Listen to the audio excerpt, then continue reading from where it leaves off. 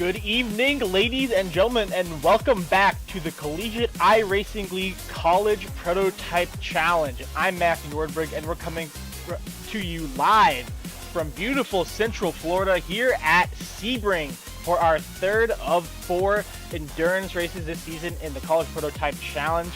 90 minutes of action await us here at this incredible track known for the 12-hour endurance race IMSA holds every year. That is a endurance crown jewel.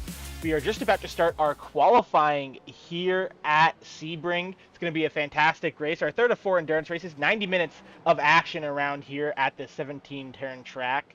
Right now, current forecast looking like it's going to be dry for the entire race, but things might change. You see a little bit of overcast skies surrounding the track here in Central Florida. It's going to be an absolute blast to watch these drivers push it around this track known for its bumps, especially into those fast corners of turn 17 Sunset as well as turn 1. Expect plenty of action in those zones as our drivers wrangle these fast, high downforce prototype machines around this iconic racetrack.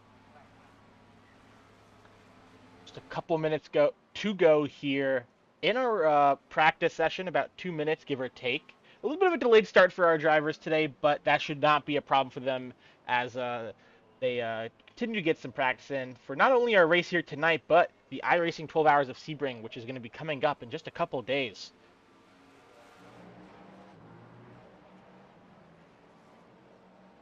Looking around at some of our competitors this evening. Obviously, we have some of our perennial favorites. We see our Muhammad Ali from Ball State University out there right now on track warming up prior to qualifying. But one driver out in the field who did give us a little bit of a sneak peek at what you can expect from our drivers tonight. That's Cale Davidson out of Ball State University. He put together a fantastic track guide for us prior to this race, and we're going to take a quick look while we let our drivers finish practice and get their outlaps going for qualifying. What's going on, guys? It's Cale Davidson here, driver of the number 69 Ball State Indy Hood Wrap Machine. As you can see, we're here at Sebring. This is a super fun track. We've been doing loads of practice. We have the Sebring 12-hour race coming up this weekend. So we're coming around turn 17 right now. You know, this is a track that if you don't know where you're going, you're probably going to end up somewhere where you don't want to be. So coming into turn 1 right here, you're going to want to tuck as far to the right as you can, and then look for this cone on the apex of the left corner. And that's kind of how you know what to be aiming for. And then you really just power down, and you can use a lot of that run. And here into turns 3, super fun braking zone. You got to be a little careful, especially coming through this 4-5 section. Car tends to get a little loose through here, just like that. So just focusing on getting a good exit there is really crucial and beneficial. Coming into turn 7, oh boy, the hairpin, super fun corner. Really good for braking, out-braking people, great passing opportunities. But once again, focusing on just getting good exits out of most of these corners since they're pretty low speed. This sector back right here is quite fun, especially if you do endurance races. This is where a lot of your GTD cars get passed, and pretty much just a fun sector because you're flat out. Coming through here, you really want to be careful, especially on these turns 11 and 12, to keep the power down but not let the car step back out. Coming here into turn 13, super fun, really cambered corner, lets you power down really well, but super fun corner right there. And then now we got coming in turns 14, easy, 2 left-handers. Really want to focus through this last sector right here to stay off of this left curb, because if you do, it'll mess you up. Swing a little bit wide in turn 16 to get a better run coming onto the backstretch. Really, a lot of it, power down, get some good laps going. Now turn 17 here, one of the bumpiest corners of the track. I've heard from real drivers that you don't take the same line every time because the bumps are so insane that they just kind of throw you everywhere. Really brutal corner in real life. Here in the sim, not too bad. Really power down, push the car as close to that wall as you can. That's basically a lap around Sebring. Hope you enjoyed.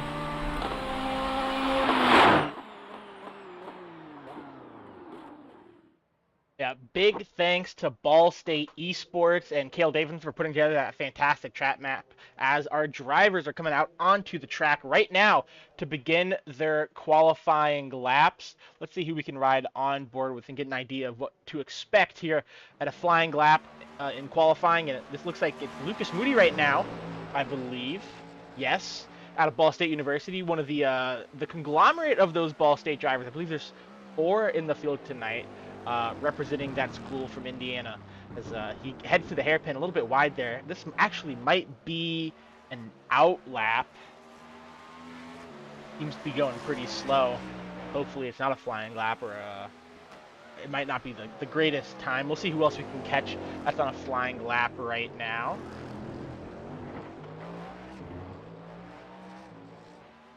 Not many drivers out there right now. Here we go. Our Muhammad Alif out of Ball State University. 2 laps for our drivers tonight to get their qualifying times in, as our Muhammad Alif goes down into turn 1 for his first flying lap. A little bit wide there, a couple wheels in the dirt, but that should not be a problem for the driver out of the Singaporean driver out of Ball State.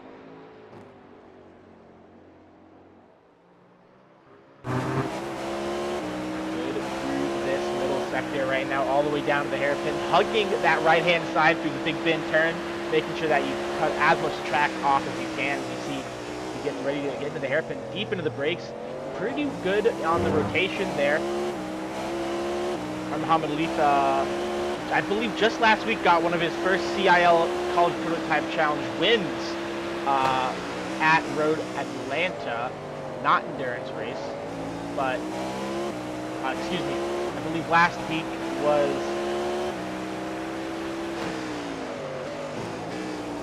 actually Zandvoort, excuse me. I'm getting my Formula C and College Prototype Challenge schedules mixed up. But yeah, last week CPC was at Zandvoort where he got the win for Ball State.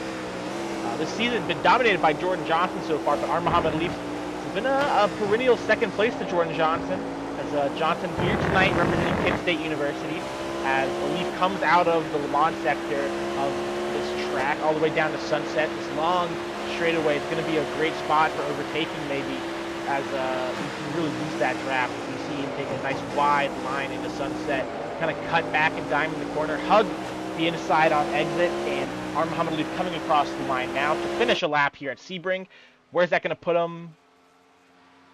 Drum roll, please. 144.971, our fastest time right now, is on the board, courtesy of our Muhammad Alif. But Jordan Johnson goes ahead and sets a quicker lap, a 144.692, as our drivers are now starting to cross the line and populate that timing tower. 10 minutes for qualifying, 2 laps for our drivers. Typically they get 3, but due to the length of this track and the short time for qualifying, they can only get 2 flying laps in before the end of qualifying, so it's been decided that they'll only get 2 laps, make it fair in case anyone was able to sneak in an extra lap. You see Edwin Onofre from the University of North Texas go 3rd, and Louis Diaz out of Florida International go 4th right now as well. Rounding out the top 5 currently in qualifying, it's Athena Leclerc out of St. Clair College, our Watkins Glen winner. Bit of a rainmeister herself. She was able to navigate around that track when rain was just introduced, so she was able to take advantage and secure the win for St. Clair College for her first college prototype win of the season. Leclerc displaced by Ryan Whitlock out of University of Alabama at Huntsville, as Jordan Johnson still going around track, completing his 2nd flying lap. We are halfway through qualifying now. The Kent State driver through the Le Mans sector. Probably one of the trickiest parts of this track. This last corner here at turn 16 is almost blind. At least from my perspective as a preferred GT3 driver. It's a very difficult corner. It's a little off camber, so expect to see a couple of mistakes through that last sector from our drivers.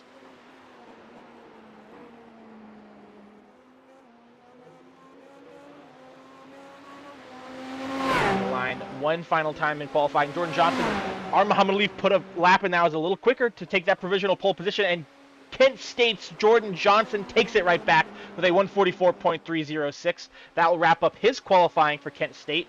We still have a couple of drivers around track right now crossing line. We see Edwin Onofre. He's heading into Sunset right now. Can he improve on his 3rd place right now? He's about a second back from our leader of Jordan Johnson from Kent State. Out of the corner now to the line. Can he improve? No, he does. Oh, he does improve a little bit by a couple hundredths of a second, but that's not going to get him any positions on the grid. Excuse me, as Edwin Onofre will take 3rd for University of North Texas. A couple drivers still finishing up their laps. Charles Wembley, he's coming through Sunset right now for Guilford College, currently sitting in the 9th position on the timing tower. How will he cross the line? His current lap time, a 146.172, crosses the line. He improves to 6th, a good lap out of Charles Wembley. He gets a 145.854 onto the board. A couple other drivers. See Christian Hill from Mount St. Mary's. He is slow. I believe he's finished up his qualifying laps, currently sitting in 13th. A couple other drivers on track right now. Dylan Keynes out of UMass Amherst. He crosses the line. He does not have a time on the board right now, but he improves to 12th, a 147.021. I believe he had an off-track his first lap, which discounted or disqualified his time, and then improved on the second lap. And now one final driver on the track. In the Acura, it's Ben Fiore out of Marist College, but we just saw him take a little bit of an excursion off the track. Heading down to Sunset. He is the last driver to set a qualifying time here at Sebring. Hard onto the brakes. You want to carry as much speed as possible into Sunset. It's a pretty good spot to overtake some slower GT3s in endurance racing, but no GT3s here. All prototypes in this series, as Ben Fiore, I believe he's starting a flying lap now. He's absolutely hooned around this track right now, so he's going to have a full lap with 2 minutes to go. He'll be able to get to the line in time to complete qualifying and put a time on the board. For those newcomers to the CIL College Prototype Challenge, we do have a 108% or 107% rule, as if you qualify with a time that is 107% slower than the pole position time of a 144.306, you are not necessarily guaranteed a spot in the race. Obviously, it is the steward's discretion. If you set fast lap times in practice and then mess up your qualifying runs, the stewards can permit you to start at the back of the grid, but the stewards don't have to give you that honor. I believe everybody's in the qualifying window now, though. Don't quote me on that. Obviously, we still have Ben Fiore out on track, rounding out his lap times. Right now, Aiken Lamar, I think, is also out on track, actually. I don't know if he's going to have enough time to set a qualifying lap. I'm not 100% sure. The gap right now from the fastest to the slowest is 5.440, set by Esteban Munoz from Florida International. He might have had a mistake, though, because that's not a time I would expect to see out of Esteban Munoz. He's been very quick in other racing series, but we'll have to see what the stewards say. I don't have a calculator on me right now, so I can't calculate 107% at the moment, but the stewards are great at math, and I trust in them in doing the math correctly.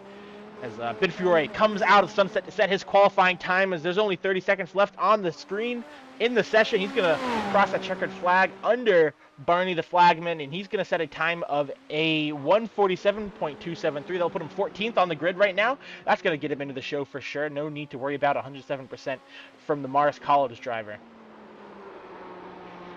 Aiken Lamar sitting in the pit lane.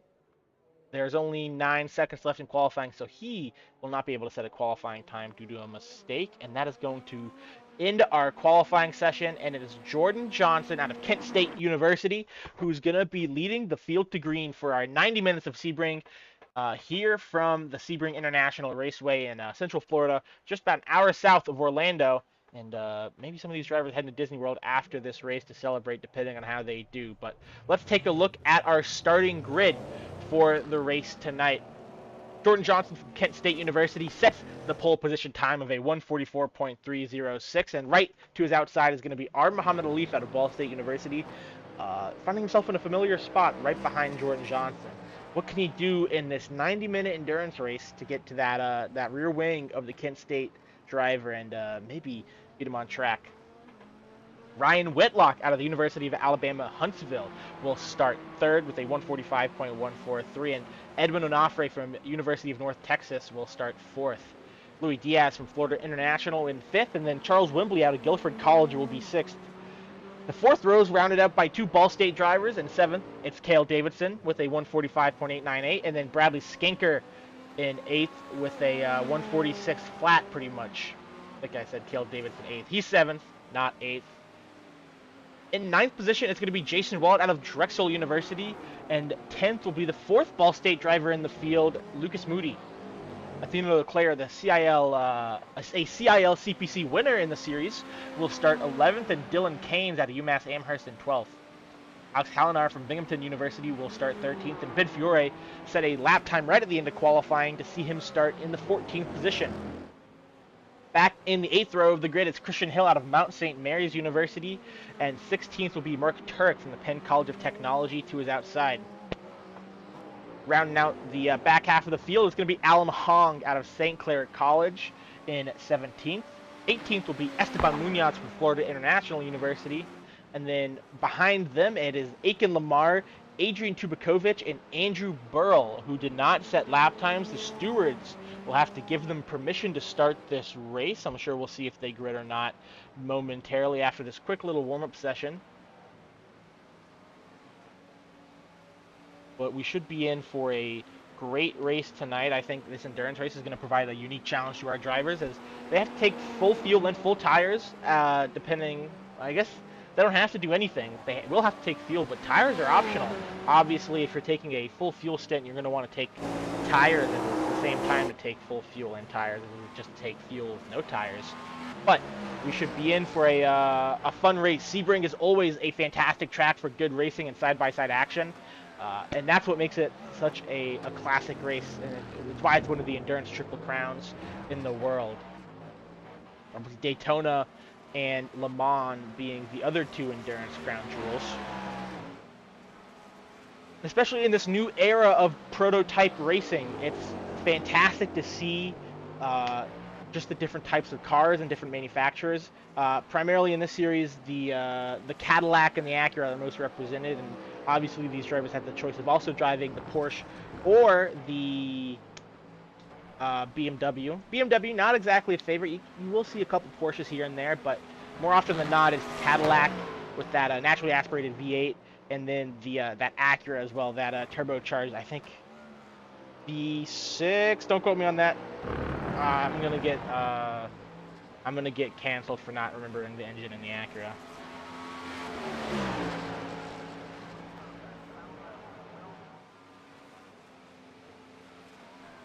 But we're looking on board. This is Louis Diaz we're riding with right now, actually.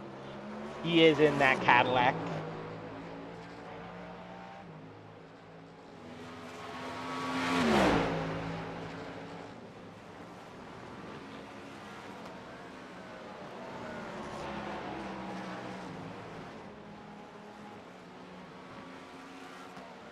We only have about 50 seconds to go here in our session. A couple drivers on track other than Louis Diaz, who we've been watching for a little bit. Aiken Lamar just set a time, so his car is working. It's not yeah, he goes a little bit wide in turn one there. That's not quite the track, but yeah, the main two cars, the Acura 2.4 liter turbocharged V6 Cadillac has that naturally aspirated 5.5 liter V8. Largest engine in the GTP field and hypercar field as well, 5.5 liters. Adrian Tubakovic here exploring the grass and the barriers. Hopefully he doesn't find either of those in the race as we get ready to grid up for the race here. Full pace lap here at Sebring, so plenty of time for our drivers to warm up these tires and get themselves in position to fight right off the line and off the green flag. Let's take one more look at our grid here to start the 90 minutes of Sebring in the Collegiate iRacing League College Prototype Challenge. Your top 8 is going to be led by Jordan Johnson out of Kent State University. The Golden Flashes will take us to green, and Muhammad Alif and the Ball State driver is leading the Ball State driver contingent for the evening. Behind them, a couple of CIL veterans, Ryan Whitlock out of the University of Alabama at Huntsville and Edwin Onofre out of University of North Texas will round out the second row. And then a mix of experience and I don't want to say newcomer, because Charles Wembley, I believe he won the Collegiate Cup Series race on Monday. So either way, the third row, Louis Diaz and Charles Wembley out of Florida International and Guilford College respectively. In the fourth row, it's the next two Ball State cars, Cale Davidson and Bradley Skanker. as our drivers are on the grid. We hear those engines purring, and the pace car's off, and so are our drivers as they get ready to warm themselves up for 90 minutes around this iconic endurance track built out of an old U.S. Army airfield from World War II. See our field here navigating their way down towards turn 1 at a much slower pace than normal, but give it a couple minutes and we should be in for some exciting action.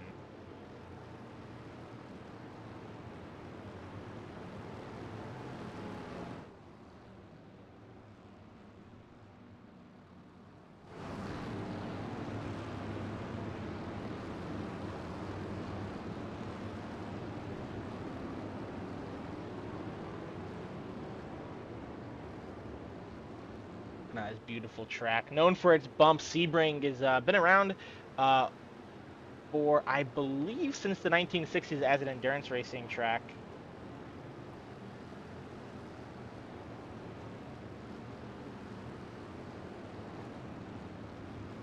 Obviously, primarily used for the IMSA 12 Hours of Sebring, but it is a pretty big testing track for IndyCar as well. They'll use this track as kind of a simulator for road courses where the road conditions are significantly bumpier and much more rough than they are with normal street or road racing tracks, because that's English. Than the normal tracks they head to on the roadside, places like Barber, places like, I'm blanking on names of road courses IndyCar goes to, but either way, this track testing for IndyCar as well as the IMSA 12 Hours of Sebring, as well as a couple sprint races back during COVID. They had a few sprint races here for IMSA. They couldn't go to every track, so they said, we'll fill out a couple of rounds of the championship. There's a few sprint races here at Sebring. They did that. So either way, pace car lights are out, so obviously we'll go green at the end of this lap. We see Jordan Johnson in that green Acura, and to his outside is the red Caddy of our Muhammad Alif. These two have been battling at it all season. And you see they're warming up their tires, accelerating, hitting the brakes as they come through the Le Mans section now, as the pace car is going to pull off here any moment now as they head down the back stretch momentarily. And we see a couple other cars behind. We see Edwin Onofre in that yellow and green UNT car, and then UAH, the University of Alabama at Huntsville car, driven by Ryan Whitlock in the 81.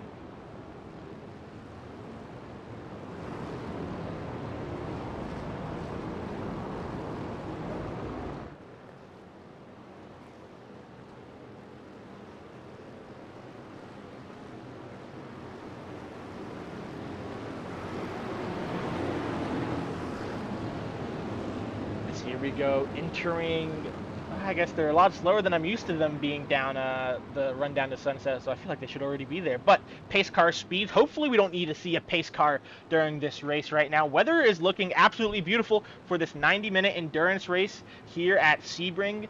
Jordan Johnson slowing down just a little bit to give the pace car a bit of room as they head through Sunset now. Who is going to take the win at the end of these 90 minutes? Jordan Johnson out of Kent State University is going to lead them to green here at Sebring. You see Barney the flagman holding that green flag, ready to take the field for 90 minutes of action here at Sebring. Jordan Johnson takes him away. Down into turn 1, side by side, we see, I believe that's Onofre and Wembley going side by side. The Cadillac off into the grass. That's Charles Wembley. A couple of drivers off in the grass further back. I believe one of those drivers might have been Athena Leclerc, but she keeps it straight. And right now it's Jordan Johnson. He's leading through turn 1, and Alif is following right behind him. You see action further back in the pack.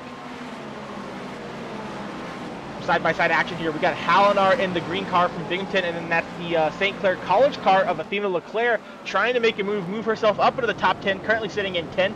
Leclerc not going to make a move. It looks like Binghamton actually tried to make a move on Lucas Moody in front of him. Oh, we see a spin further back. I think it might be Alan Hong who's spinning through the hairpin, and it is, yes, out of St. Clair College. Oh, we see something happen to Jordan Johnson, maybe. I see. Oh, no, maybe not. Just a weird timing tower bug. Jordan Johnson still in the lead, leading over our Muhammad Alif by half a second right now.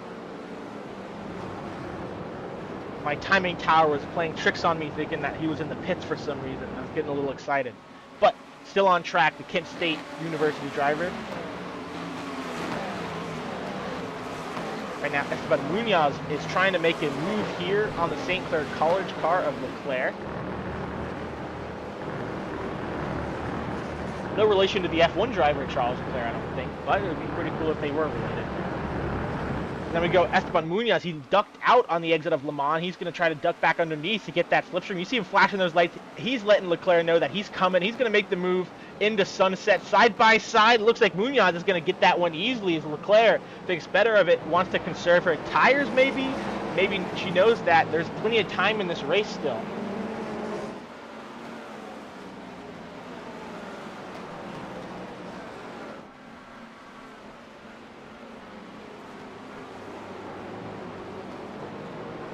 Back at the front, still the gap about 0.4 of a second between Johnson and the lead, but we see Onofre here trying to make a move on Ryan Whitlock out of the University of Alabama to Huntsville. And folks, the timing tower says 27 minutes right now, but that should say an hour and 27 minutes. A little technical glitch on that side of things, so just know that there is an hour and 27 minutes remaining, not 27. So this is a 90-minute race, long endurance race, the third of 4 this season. But Edwin Onofre now within a 1/4 of a second of Ryan Whitlock. Can he make a move here potentially into Tower? And he can't. The gap staying pretty steady right now. Further back down the field, Bradley Skanker started in the top 10 and just outside of it. He is all the way down in 17th right now. Something must have happened to Bradley Skanker on the start, as we see some action between Munoz and Leclerc. Maybe Leclerc has dropped a couple spots after losing out to Munoz earlier. She's now lost a spot to Hallinar from Binghamton University. I think Cale Davidson also, I believe Cale Davidson used to drive the Porsche, switched cars from the last race, and as a result, Cale Davidson took an end-of-line penalty for this race, so he did not get involved in an incident, I don't believe. I think he just started further back in the field than he would have liked.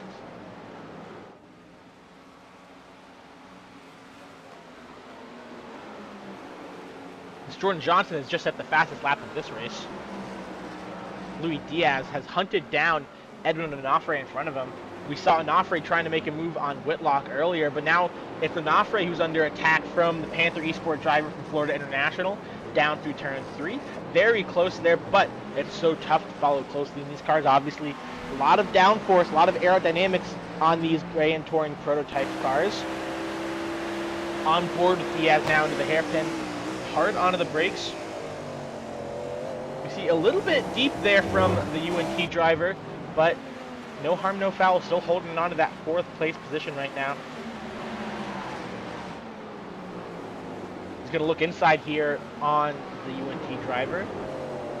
Not get there.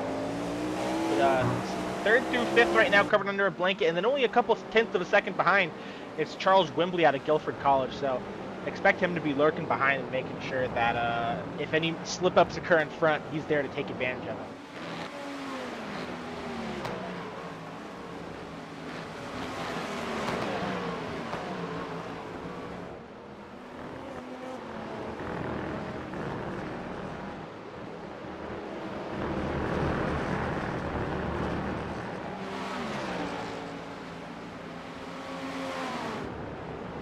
See a battle developing here for 11th. Leclerc is just dropping down the field right now. We see Ben Fiore from Marist College just flashing those lights. He wants to get by side into Sunset. Here they come.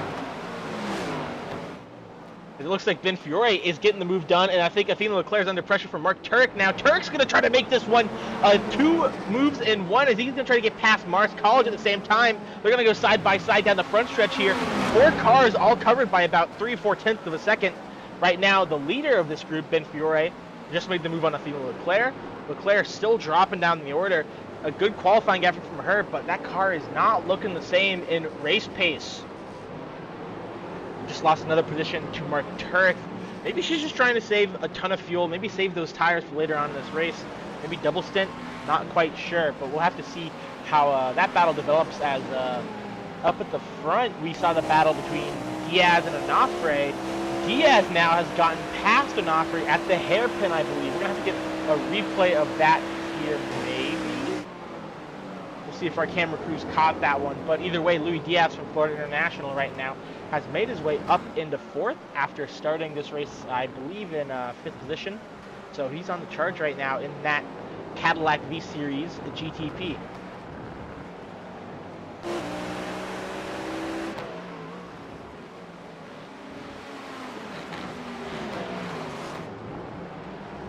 Back on board with this battle for 11th through 14th, pretty much.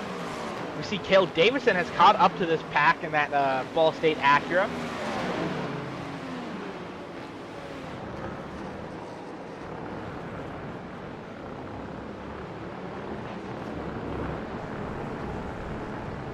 Oh, a big slip up there from Leclerc as she is on the dirt, and so is Mark Turek. He's cutting grass out there like a lawnmower. And that gave Cale Davidson a massive opportunity to make a move.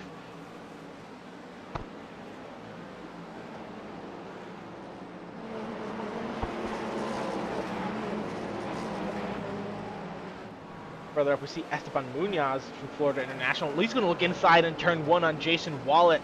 Jason Wallet a little bit wide there, but he's able to hold on to the position through turn 1. Oh, Munoz there almost gets in the back of the Drexel Esports driver, but makes the lunge down the inside and gets that pass done. Completely clean, a little sketchy at first, but the Panther Esports driver is trying to move up the field and get back to his Panther Esports teammate. Right now, Munoz at 8th, the second Florida International driver Diaz in 4th, so a good day for them so far.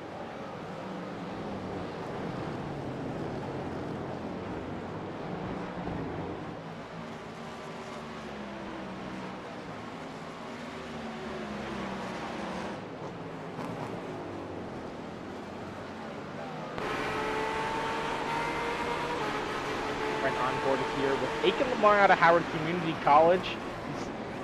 He's throwing a bit of a dummy move there on Mark Turek in front of him, but Mark Turek, a wily old veteran, he knows what he's doing. He is going to not fall for that trick.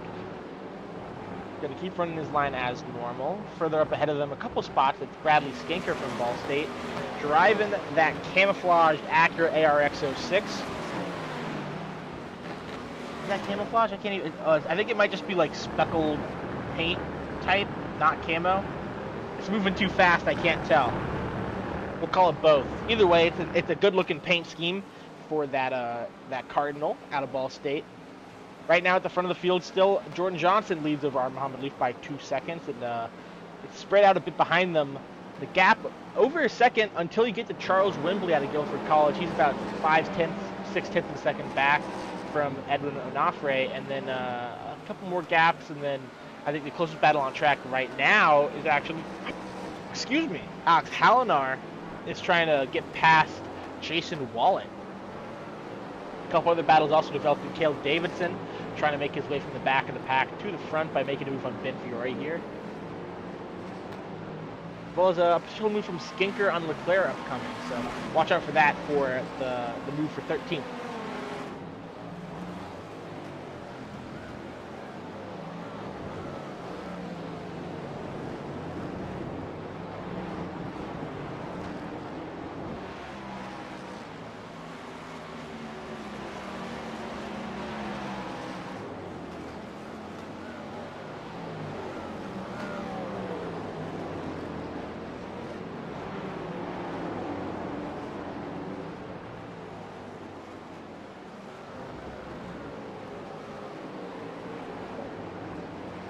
Looking at some of the battles we just talked about, Wembley has gotten to the back of Edwin Onofre in the gap now, 0.3 of a second.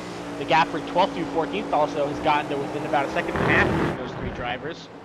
Wembley with a pretty solid exit out of 16, but how close can he get before they enter Sunset? You could be pretty brave in Sunset if you're willing to stick it around the outside of a driver, but obviously we're only 10 minutes into this 90-minute race, so how brave are you really going to be this early on?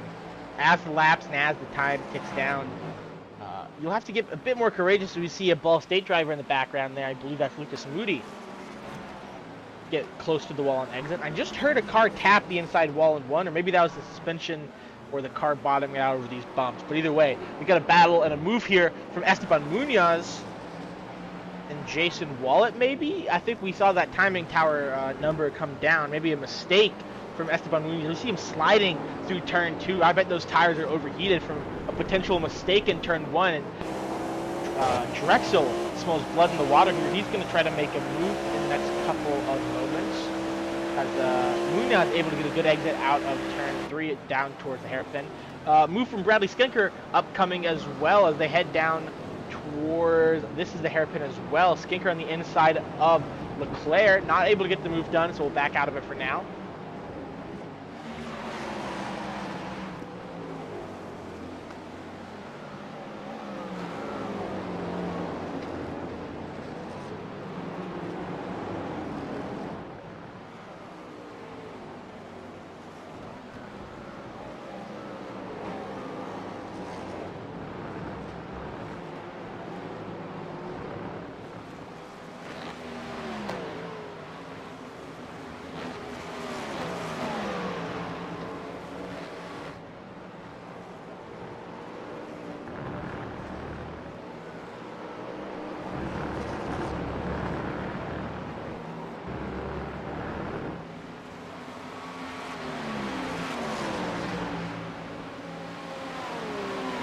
It also looks like Bradley Skinker trying to make that move to get the 13th position,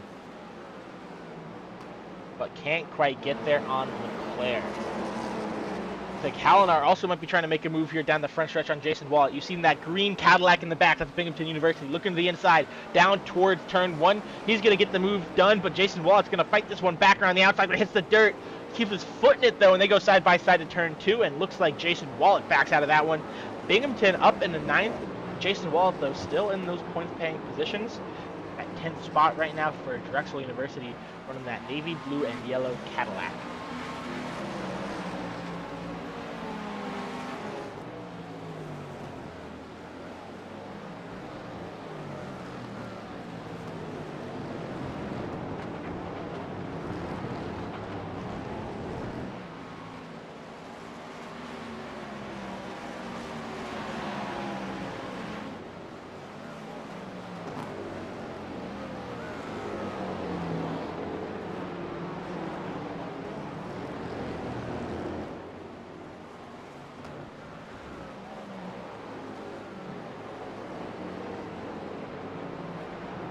Going back to Mark Turk now. I think Mark Turk's had a bit of a moment as he's lost a couple spots now to Bradley Skinker and Athena Leclerc. Maybe he just caught up. We focus on the other battles. Like, I can't remember where Turk was. Either way, the Penn College of Technology car right on the rear wing of Ball State's Bradley Skinker. Cale Davidson, his Ball State teammate, is a little bit further up the field after starting near the back of the pack, currently sitting 11th and hunting down the Drexel Esport driver of Jason Wallet. You see Bradley Skinker, he's looking inside down to Sunset on Athena Leclerc, but just can't get there. It looks like Athena Leclerc maybe a little bit wide, and the Ball State driver takes the opportunity to look to the inside and maybe try to make a move. Can't get the exit that he needed, but he's going to tuck underneath the slipstream. He's flashing those lights. He's letting her know that I'm coming. I'm going to make the move here. You better watch out. When I send this one down the inside, you better give me room. And he hits the wall in turn 1. That's going to hurt his exit speed down towards turn 2, and he's going to have to settle to stay in that 14th spot for now. But how much longer can Athena Leclerc defend this position? We saw her make a mistake in Sunset. How much longer can that go on? See Cale Davidson as well. He's going to look to the inside at the hairpin. Ducks back out from the inside line, back to the racing line, and gets a decent exit as well. It went a little bit wide into the hairpin.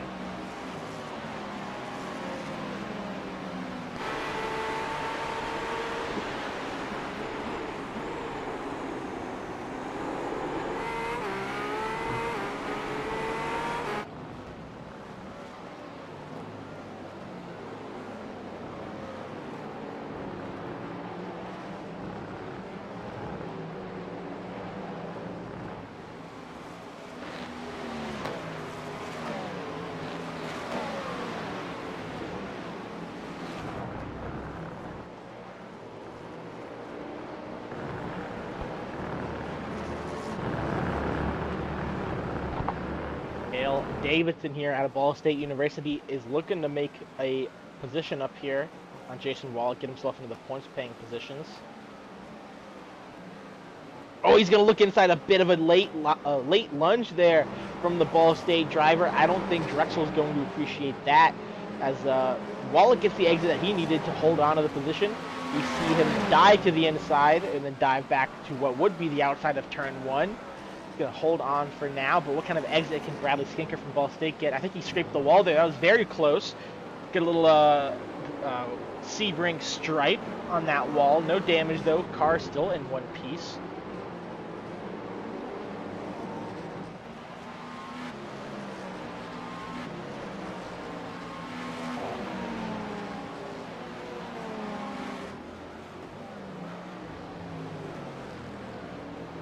The inside and the hairpin, and nothing's doing for the Ball State driver.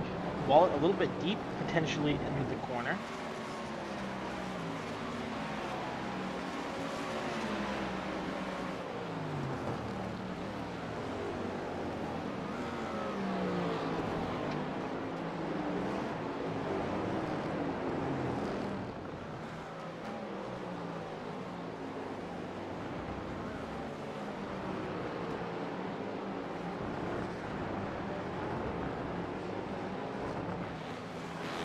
Bradley Skinker has made his way past Jason Wallet now.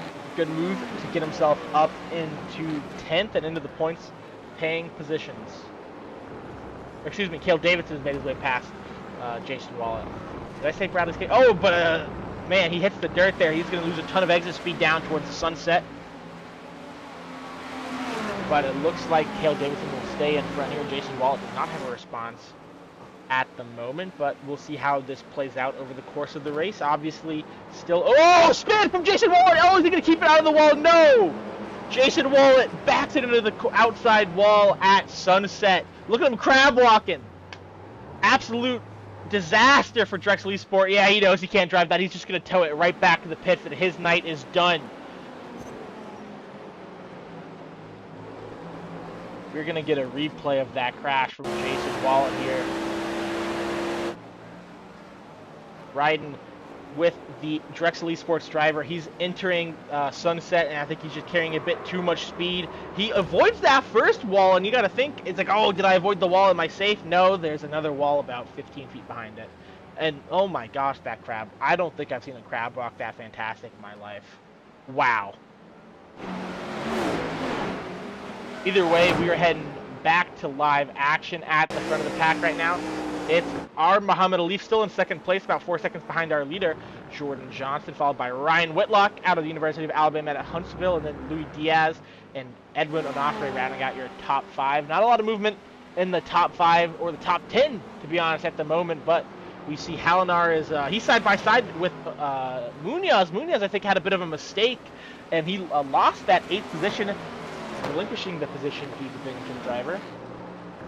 We'll see, maybe we can get a replay of that. Munoz down here. Does he touch the grass? He touches the grass. He's going to lose a bit of braking performance and just goes deep in the corner. Keeps it out of the wall, though. Gets back on track. Probably could have been a bit safer with it, if I'm being honest. But obviously, all the cars are still in one piece, so you can't really complain too badly, can you? Cale Davidson, they're very close to the wall on the exit of Sunset. He's playing with a bit of fire there in this hour-and-a-half race. We're only 20 minutes in. We're back. Mark Turek is looking to make a move here on Athena Leclerc. Leclerc's dropped down a couple spots since the start of this race.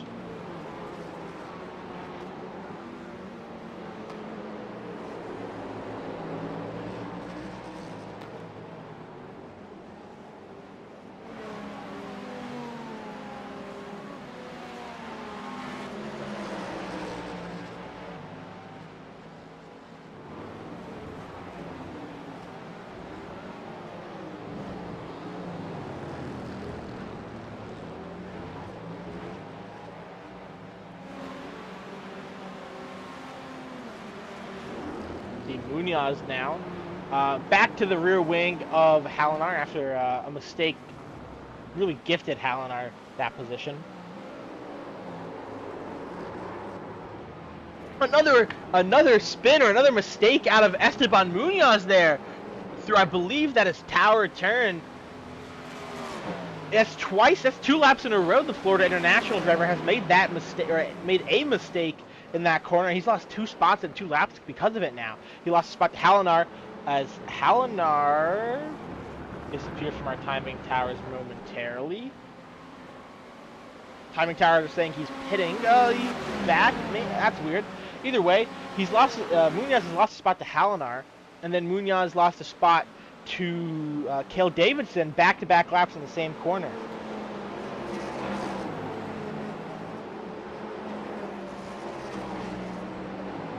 As we see something going on with Esteban Munoz, is he's slow on the front stretch. I think he had another moment again on the front stretch. Something is wrong with that Florida International car, because that's multiple spots he's now lost in only the past couple laps. See if we get a replay here. Heading into sunset. Riding on board with Esteban Munoz, I think, coming onto the front stretch. He just gets a little loose and he's drifting. That car just has no rear grip. And even getting up to speed again, he is just incapable of getting the power down, and that's really hurting him. He's lost a ton of spots now. I feel like he must just have absolutely shredded those tires. As we're back with Athena Leclerc, who's trying to get past the stricken car of Munoz, who is just under a ton of pressure right now. Mistakes. His tires must be screaming for dear life in that Florida International car.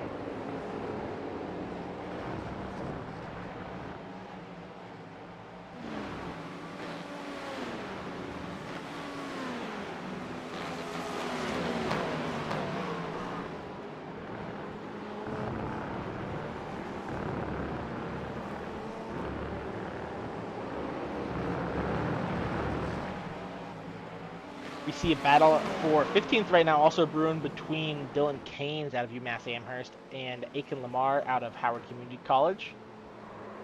As a spin from Dylan Keynes there, it quickly ends that battle, and Aiken Lamar is going to hold on to the 15th spot. Dylan Keynes will stay 16th for now. Back to the battle between Leclerc and Munoz. We see about 4/10 the gap right now, and also 4/10 from Leclerc to Mark Turek. So Munoz has got to get himself back in the right headspace, get back, just putting laps down. There's still over an hour to go in this race, so a lot can happen. You know, you need to be careful about keeping yourself in it till the very end, because you never know what's going to happen. Skies are still clear. No rain is in the forecast for tonight's race. Our drivers are probably thankful for that, to be honest, given the last time they raced in the wet. It was an absolute, it was very chaotic, to say the least.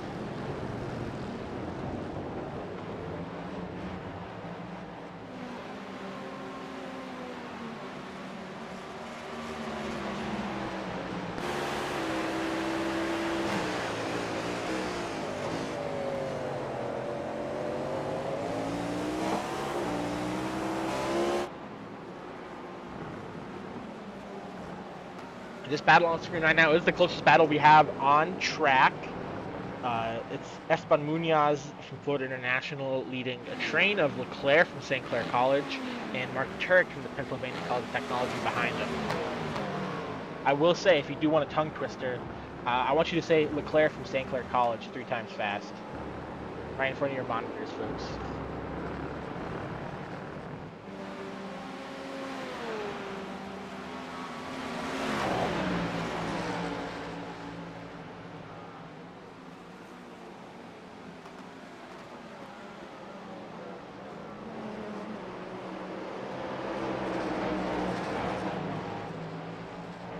Looks like Mark Turk's got a bit of a run here on Leclerc. We're going to go on board with the Pennsylvania College of Technology driver. Maybe it looked a bit closer from the outboard shot than it does on the onboard. But the 255, the 225 Mark Turk down to turn 2. You want to hug that curve, and you want to hug that curve as well. And then it's a bit of a weird off-camber corner that kind of feels like it goes on forever in turn 3. And then you make your way through turns 4 and 5, the big bend. as you make your way down towards the hairpin. We see that gap between Leclerc and Turek, only 2/10 of a second. Will Turek send it down the inside? No. He breaks a little bit early, and he's looking for a late apex there out of Mark Turek, and that's not going to work for him. So we see the gap grow substantially there between Leclerc and Turek.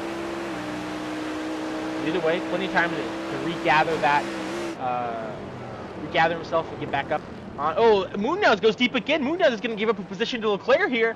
Munoz is not having the greatest of races. I feel like he's just struggling with that car. The brake balance is not correct, or the setup's just not right. We see a wiggle there, too, out of Tower Corner. So that FIU Cadillac is just an absolute handful right now for Esteban Munoz. He probably is just begging for the fuel to run out as soon as possible so he can just go get some fresh tires. We see him all over the curbs. It's so tough for these drivers. These cars are so stiff compared to some of the GT cars. You can't really ride those curbs like you would like. Those curbs in the Le Mans sector of the track, those are turn 15 and 16, known as the Le Mans corners. So tough because like the curbs are kind of have a steep drop on the outside of the curb, so it's smooth on the track, but the second you go too far over the curb, it's a very steep drop, very sudden, and it really upsets the cars, especially if they have a stiff suspension like these prototype cars.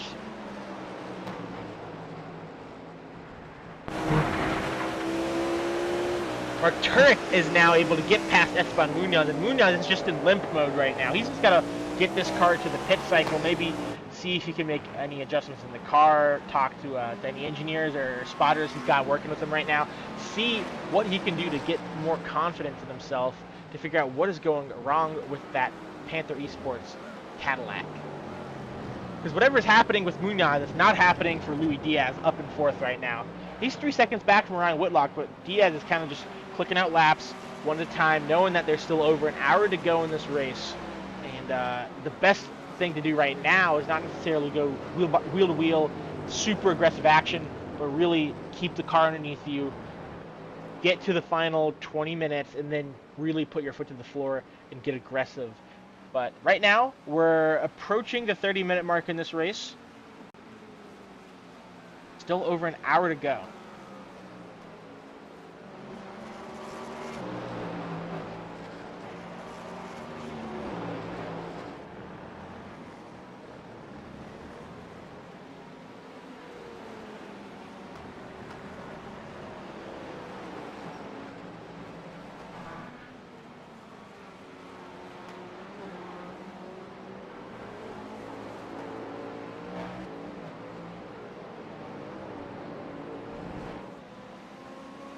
Couple battles developing throughout the field. Mark Turek got past Munoz, and Turek got right back to the rear wing of Leclerc, so I think Leclerc might be holding up for Turek. And also, Cale Davidson is underneath that rear wing of Alex Hallinar for the 8th position right now.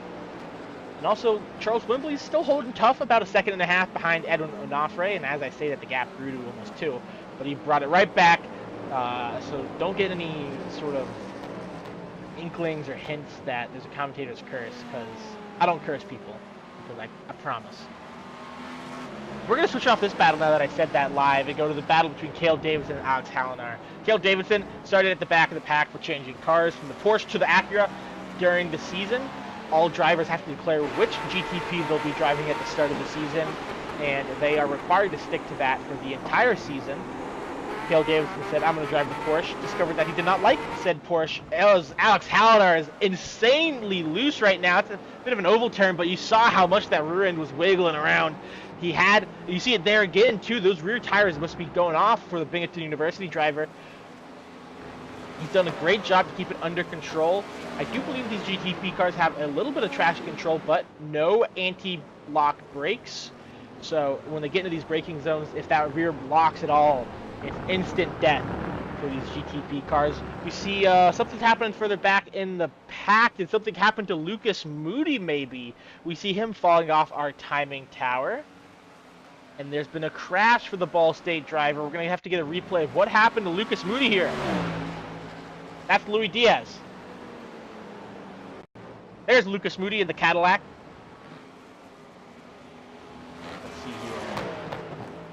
coming into turn 15, the Le Mans sector. Gets onto the curbs, too much power, and then hits the wall. Absolute catastrophe for the Ball State driver. That rear end is completely gone. There is no rear clip on it, and I think he's just going to pull it off in tow.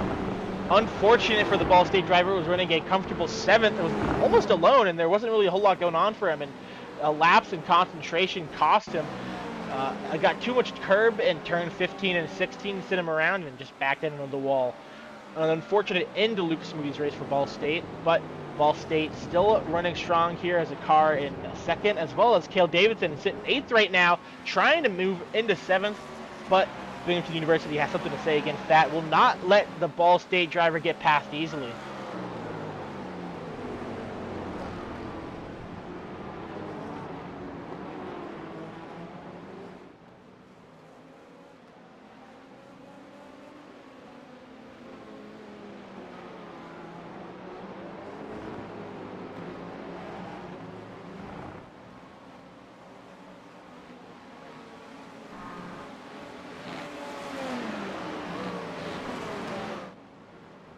Cale Davidson has done it now. He's been able to get past the Binghamton University driver of Alex Hallinar, and Davidson is going to try to look forward now. 16 seconds for gap to Charles Wimbley. That is a big gap to close, but obviously still an hour remaining in this race, and pit stops are still to come. We'll see when the first pit stops start.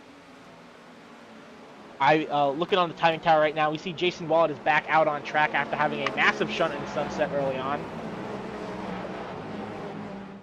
For the back, Mark Turek still unable to get past Athena Leclerc. The gap at about 1 second at the moment. Hallinar 8/10 back from Davidson, who just made the pass on him, but I think Davidson's going to try to scurry off into the sunset and make sure that he is well away from any danger. He's able to solidify his spot in the points in the 7th position.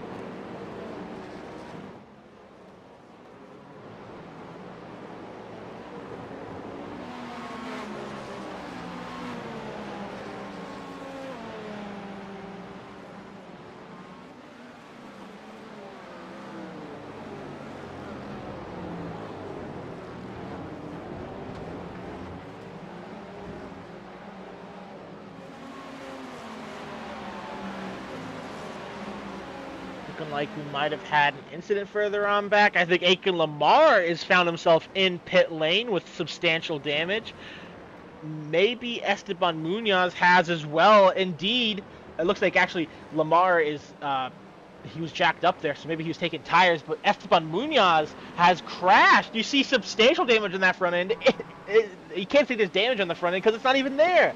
We're going to get a replay of that here momentarily. We'll see what happened to Esteban Munoz from Florida International.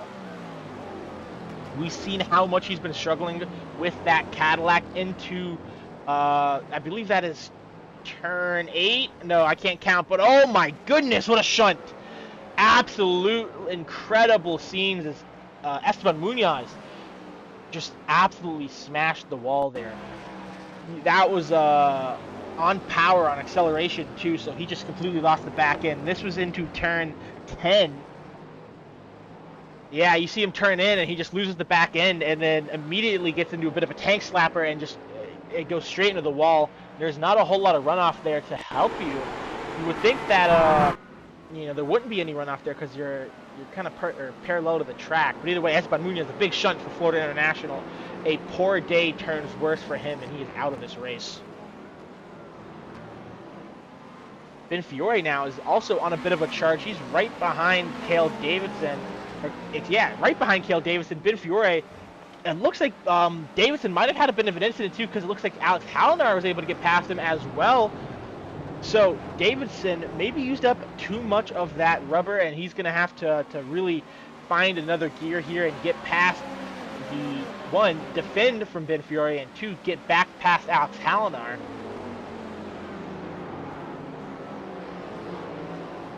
Still at the front, though, Jordan Johnson from Kent State University leads by 7.7 seconds over our Muhammad Alif. He's an absolute weapon in that Acura at the front of the field, and he's done this all season. Just kind of take off from the front of the pack and lead his way almost uneventfully for most of these races, but there is plenty of action still further back in the pack with Ben Fiore in 9th right now, trying to make a move here on Cale Davidson. Mark Turek also still trying to get past Athena Leclerc.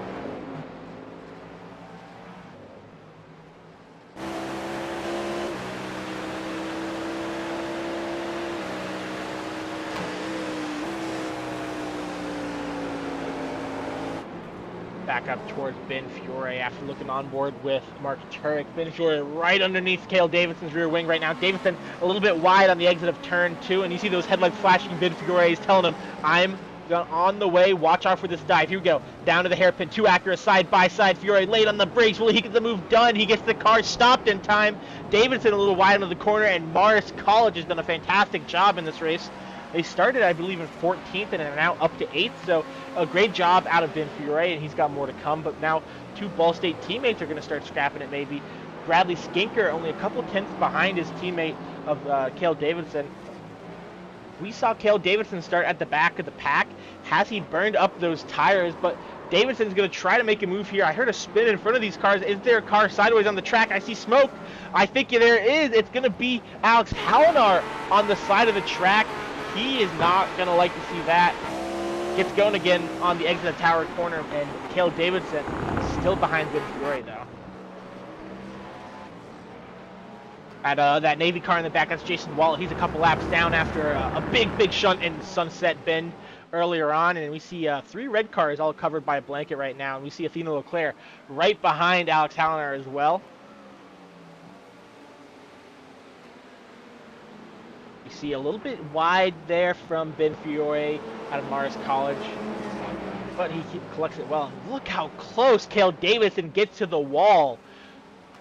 It's incredible. Look at those cars shake as they go over these iconic bumps here on the front stretch of Sebring. Respect those bumps, gentlemen, and watch out. Don't be caught out like a couple of your fellow drivers have been tonight.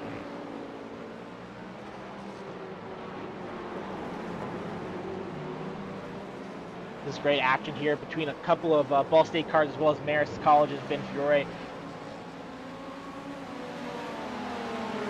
We should expect to see pit stops, I believe, in the next 10 minutes or so. As you see Cale Davidson under pressure now from Skinker. Skinker was looking to the inside on the Ball State teammate, but thought better of it and decided, let's go nose to tail right now. See if we can get back to that rear wing of Ben Fiore, and maybe we can work together to get past that Morris College driver who's on a bit of a charge right now. Cale Davidson was on the charge. Oh, deep! Oh, we see that's a St. Clair College car off in the gravel or the dirt. I think that might be Tubakovic. I'm not quite sure, but either way, we move on. Morris College is under immense pressure now. Tons of pressure. You see those headlights flashing. It's the middle of the day. I don't think those headlights are going to be blinding anyone, Cale, so maybe you're just letting them know you're going to make the dive. Oh, that was close. And you see those headlights flashing, maybe with a little bit of displeasure from the Ball State driver.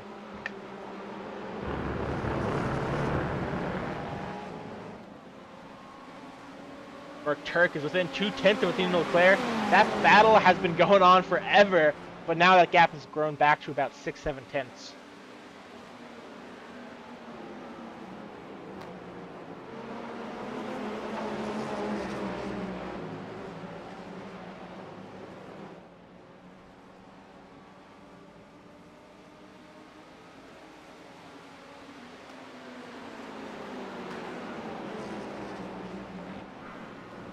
A little bit loose there. You saw that back end kick out for Cale Davidson on the exit of turn 1, but no harm, no foul. Car still pointing in the straight direction, so.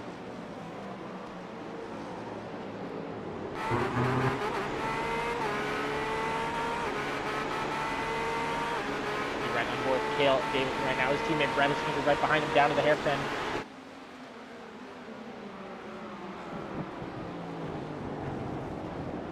No move from any of these Ball State cars, but further up at the front we see Edwin Onofre. He's trying to make a move right now past Louis Diaz, and it looks like he has made that move. Was there a mistake from Diaz? Gonna get a replay here of Louis Diaz. We saw his FIU teammate crash earlier. Did he make a mistake himself down into tower? Just a little bit too much rotations, kicking that back end out and drifting through the corner rather than keeping it all four tires with the correct slip angle. And it looks like Louis Diaz did lose out to he lost out to Edwin Onofre there. So Onofre is up into fourth right now, and those tires for Diaz, apologies, are probably a little bit overheated right now. He's got to be careful not to compound the issue by sliding them anymore.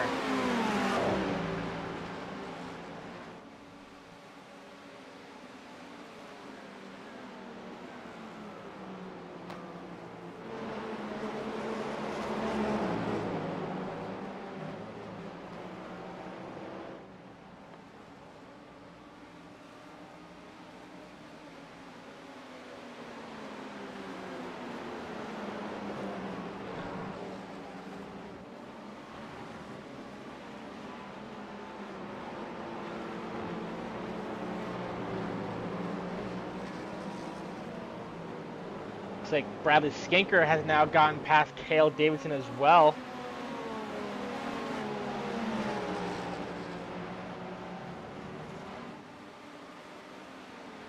Right now, looking at your timing tower, we have a couple of retirements. Esteban Munoz retired from this race currently. Lucas Moody as well. Christian Hill, he's multiple laps down, but he is on track. He is lapping, even though he had a bit of an incident earlier. And he's trying to get some practice in for Sebring, I'm sure. And then Dylan Kane's also 11 laps down right now. We saw him spin and lose it in turn 15 earlier. I do not know if he'll be coming back in the race. These drivers can repair their damage and get back on track, but to what purpose they want to get back on track if you're 11 laps down? Practice, you want to get used to racing around these folks in CIL, not quite sure. But either way, unfortunate ends to those races as we have Bradley Skanker is trying to pull away from Cale Davidson right now and get to that rear wing of Ben Fiore, as we are about to approach the halfway point of this race. Expect to see some drivers pulling in soon, potentially swap out their rubbers, their tires at that midway point of this race, take some fuel, and go flat out to the end.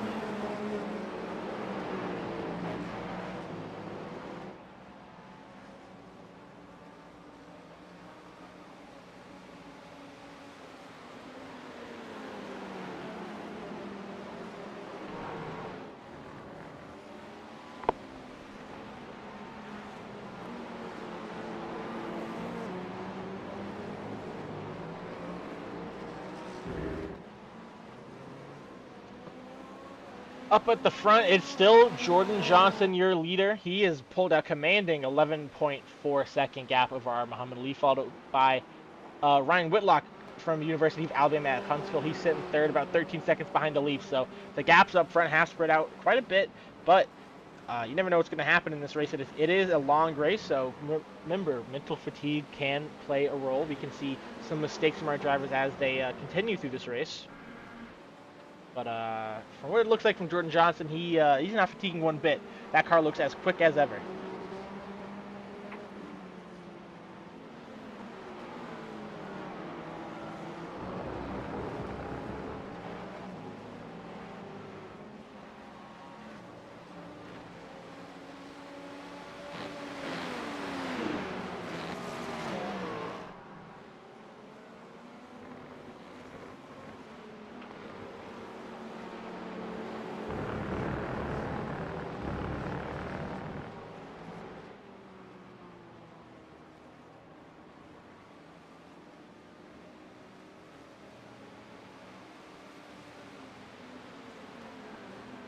And elsewhere down the field, I think we see a couple drivers in the pits now. Maybe, if I'm reading the timing tower correctly, yes, we see Charles Wembley and Louis Diaz both in the pits right at the midway point. They're going to split this race right in half. They're not running until the tank's empty. They're going to get those tires right now. I also think it looks like Cale Davidson is in the pits. He wants fresh, good tires. We already said Charles Wembley. Athena Leclerc, Alex Hallinar are both also in the pits. Gonna get a full tank of fuel and as well as some fresh tires. Take him to the end of this race. It's now halfway through the race, so all our drivers I should say they'll easily make it to the end of this race. You never know. Maybe they're trying to put a little bit less fuel in the car and save a little bit of fuel over the course of a stint. Not quite sure, but it's their prerogative. We see they've been in the pit lane for a while, and now here comes Charles Wimble. He was one of the first to pit alongside Louis Diaz. They are both back out on track. You should see Cale Davidson, Athena Leclerc, Alex Hallinar come out on track momentarily too after they complete their fuel cycle. Here comes the Ball State car. I believe that is R. Muhammad Alif, yes, who has also entered the pits, and Ryan Whitlock in the pit lane as well. Here comes Binghamton's Alex Hallinar. Ryan Whitlock about to pull into a stall. Athena Leclerc pulling out now. So it is rush hour traffic here on pit lane. We see the cars being jacked up. The good, I keep wanting to say Goodyears, the damn NASCAR tires, but the Michelins being installed on these GTP cars. As Jordan Johnson has stayed out on track right now. Edwin Onofre, pretty much everyone else on the track except Fiore, Skinker, and Diaz, or excuse me, just Fiore, Skinker, and Turek have yet to pit now. As well as our leader, Jordan Johnson, obviously. I'm sure he will be in shortly, though.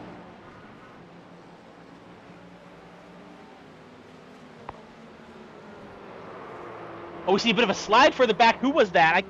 Was it Jason Wallet? Yes, it was Jason Wallet in that navy and yellow GTP Cadillac, drifting through the turns. Not typically the fastest way to get around the track, in my experience. Your mileage may vary.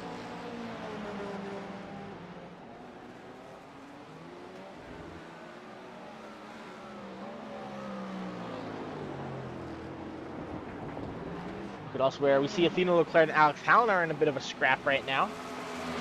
Looks like a couple cars coming back out on track. I think Bradley Skinker and Mark Turk have both pitted as well, and Jordan Johnson has also entered pit lane. He will be taking his fresh Michelin rubbers, and Athena Leclerc making a move here on Alex Hallinar. Let's see if she can pull this move off. She's going to get right underneath that rear wing, use that slipstream all the way down to Sunset. Is she going to look inside? Is she going to pull the move? No, she backs out of it. She's going to try to take a wide berth and really dime in the corner. Hallinar, I think, hits the wall there.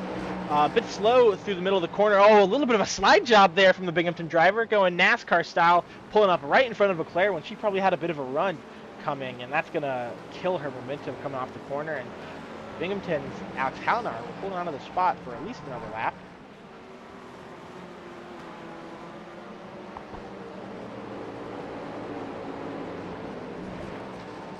In front of them we see Mark Turek, who just came out of the pits as well.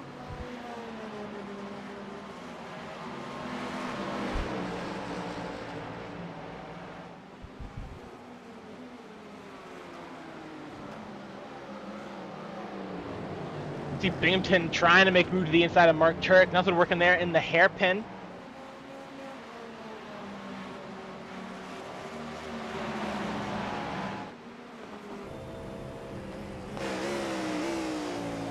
Getting a good camera angle from the rear of Mark Turek, right behind that fin, that shark fin on the that Cadillac GTP. You're going to see Binghamton. He's going to look inside there. Nothing going. He's not quite close enough as they get down to the tower. Very tricky corner, very off camber. Kind of got to get the line just right. There's a bit of a groove you should be in throughout that corner. Mark Turek does a good job to get through, but Athena Leclerc and Alex Hallinar still lagging behind just a little bit. But we see a good sector, a good couple of corners out of Alex Hallinar there. He might have a run down to Sunset.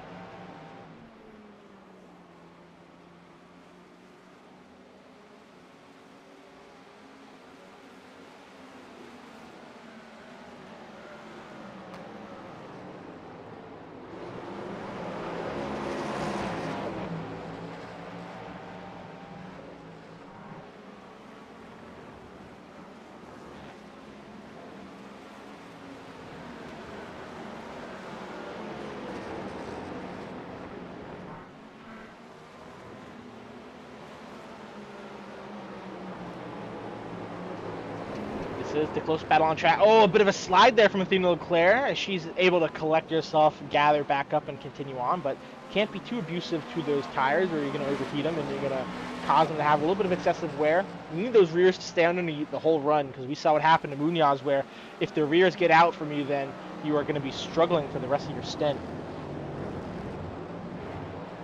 As I think Ben Fiore finally comes to pit road, the last of our drivers to not make it to pit. I think Andrew Burl is also out there still on his original set of tires, but Ben Fiore, first of kind of the front half of the field to pit, or last of the front pack to pit. We see Andrew Burl here, I believe. Yeah, this is for position actually between Burl, Turek, Halinar, and Leclerc. Them going side by side here. Burl trying just to hold on to position. He's on some old tires right now, so he's probably just trying to hold on for dear life and make sure he doesn't get collected in some sort of wreck. Leclerc side by side through 14 and through 15. A good job from Leclerc to get the pass done, and Burl to stay out of the way and make sure that he doesn't get too involved because he is on a different strategy than the cars in front. You see that damage on the front nose of the Clemson driver. We'll see if the Clemson driver comes to pit road this time. As, he's got to be almost out of fuel at this point. As Leclerc, a good run through Sunset. She's going to get a run out of the corner and down to turn one. She's going to tuck right underneath that rear wing. Try to get to the inside, but unable to do so. Burl does pit this lap, so he's out of this battle. Mark Turk's kind of flying off into the distance right now.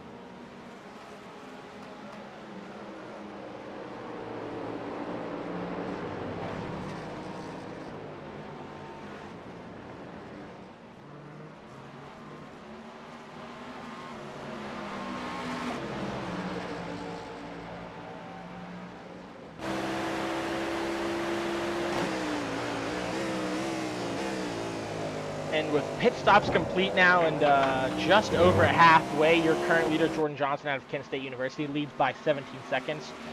Our Muhammad Ali from Ball State in second, and Ryan Whitlock from the University of Alabama at Huntsville in third. We're going to take a quick couple-minute break here, gets the voice rested up, and we'll leave you on board with this battle for the 10th spot between Turek, Halinar, and Athena Leclerc.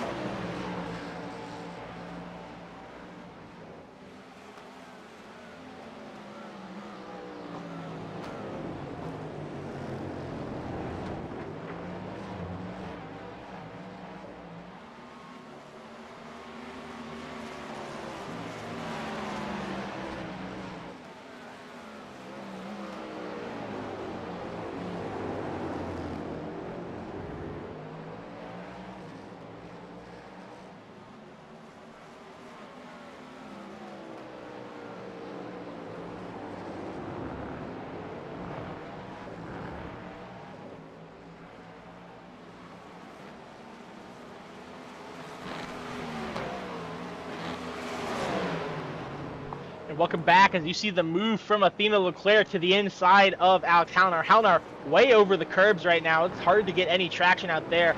All the marbles, and then the curb itself is just so big that if you're kind of throttling the curb or splitting the curb, you have absolutely no way to get on the power just because you hit those curbs under acceleration and you just spin the car. We saw it earlier with a couple other drivers as well. But Leclerc up into the points-paying positions for St. Clair College. She's been fighting for that position for a while now. She finally gets the payout that she earned. She's up into the 10th spot. Halinar is going to have to settle for 11th at the moment. I think we just saw a change of positions further up. I think Bradley Skanker might have crashed. Get a replay here. Skinker in the 8 car coming through turn 1. No problem so far, but gets down into turn 2, hits the grass and spins. Drifts his way through turn 2, able to collect himself and is able to get the car back going. Not hit any walls, so I'm sure he's thanking his lucky stars for that. And we are back to green as Halinar has gotten past Leclerc. So Leclerc has given up the position after getting it from Halinar. I think she had a bit of an excursion into the grass here in turns 1 and 2. Let's see what happened. Yeah. She became a bit of a lawnmower in turn 1, and then in turn 2, she just compounded the issue by getting way too deep into the corner, going through the grass, and having to give that position back up to Halinar, who was sticking around just in case anything like that happened. So a good job from Halinar to stick with it, and now Tina Leclerc is going to have to do it all over again to make the pass to get into the 10th spot.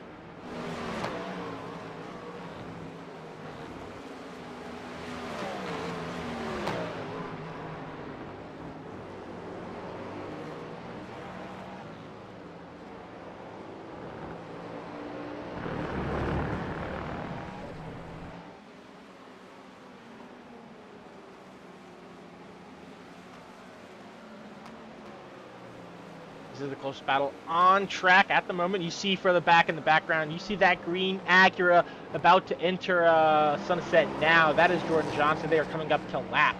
Leclerc and Halinar.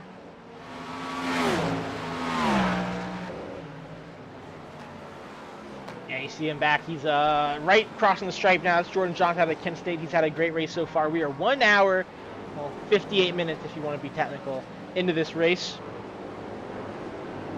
Still 30 minutes to go for these drivers. I'm sure if you are having a good race right now, it's flying by, and if you're having a tough race, then it's probably very much, you're looking at the clock and you just see it ticking every time you look.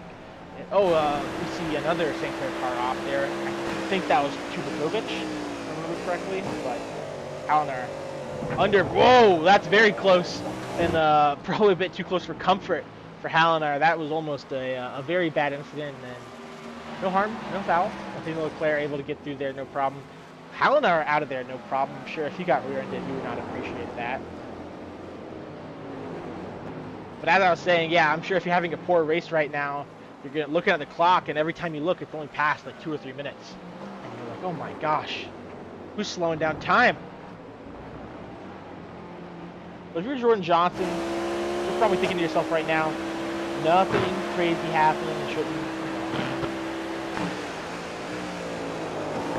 Just want to keep the car under you, make sure you put all 4 tires on the asphalt, nothing in the grass. Typically grass has less grip than the asphalt, so. Running down your field now, we're going to we're right on board with R. Muhammad Leaf and talk a little bit about his race so far. Pretty uneventful race for the Ball State Esports driver right now. Turning on the driver cam from our production team. At the Ball State Esports facility, we see that not a whole lot going on his side. He's well ahead of 3rd place Ryan Whitlock. A little bit further back from Jordan Johnson. Can't really do anything about it right now. He's, I mean, to catch up 20 seconds in 30 minutes would be an impressive feat. But R. Muhammad Leaf has done a good job this season. He's done very well to collect the points that are available to him, which is something that is, you can't always say that every driver is able to do it. It's an art to pick up what you can on a bad day, which he doesn't have very many of them. Pick up the best available points on a good day, maximize your points. So R. Muhammad Leaf currently 2nd in the championship right now behind Jordan Johnson. But he's doing very well in Formula C. Don't have the points in front of me right now, but he's been challenging for wins every race. I think he's mentioned that the fixed setup in the Formula C race allows the racing to be a bit closer than in the CPC series, where we do have open sets. So drivers can tune the cars to their liking, make sure that the tire wear is appropriate. it's such a big factor in these, and especially in these endurance races, I should say, where 90 minutes is a long time. No cautions either. How well your car drives just from a baseline setup is so important. And I'm sure all of the drivers in the field tonight are running their 12 hours of Sebring setup that they'll plan on racing in either tomorrow evening through Saturday morning or Saturday all day pretty much. So Muhammad Leaf currently sitting in the second place for Ball State. A couple other drivers in our field. Going to Ryan Whitlock out of the University of Alabama at Huntsville. A very, very quiet race from him. We pretty much haven't seen him at all. Started, I believe, 4th, moved up a spot over Edwin Onofre at the start to get to 3rd, and kind of just drove away from the pack. A very, very clean race from Ryan Whitlock. Haven't seen anything of note from him.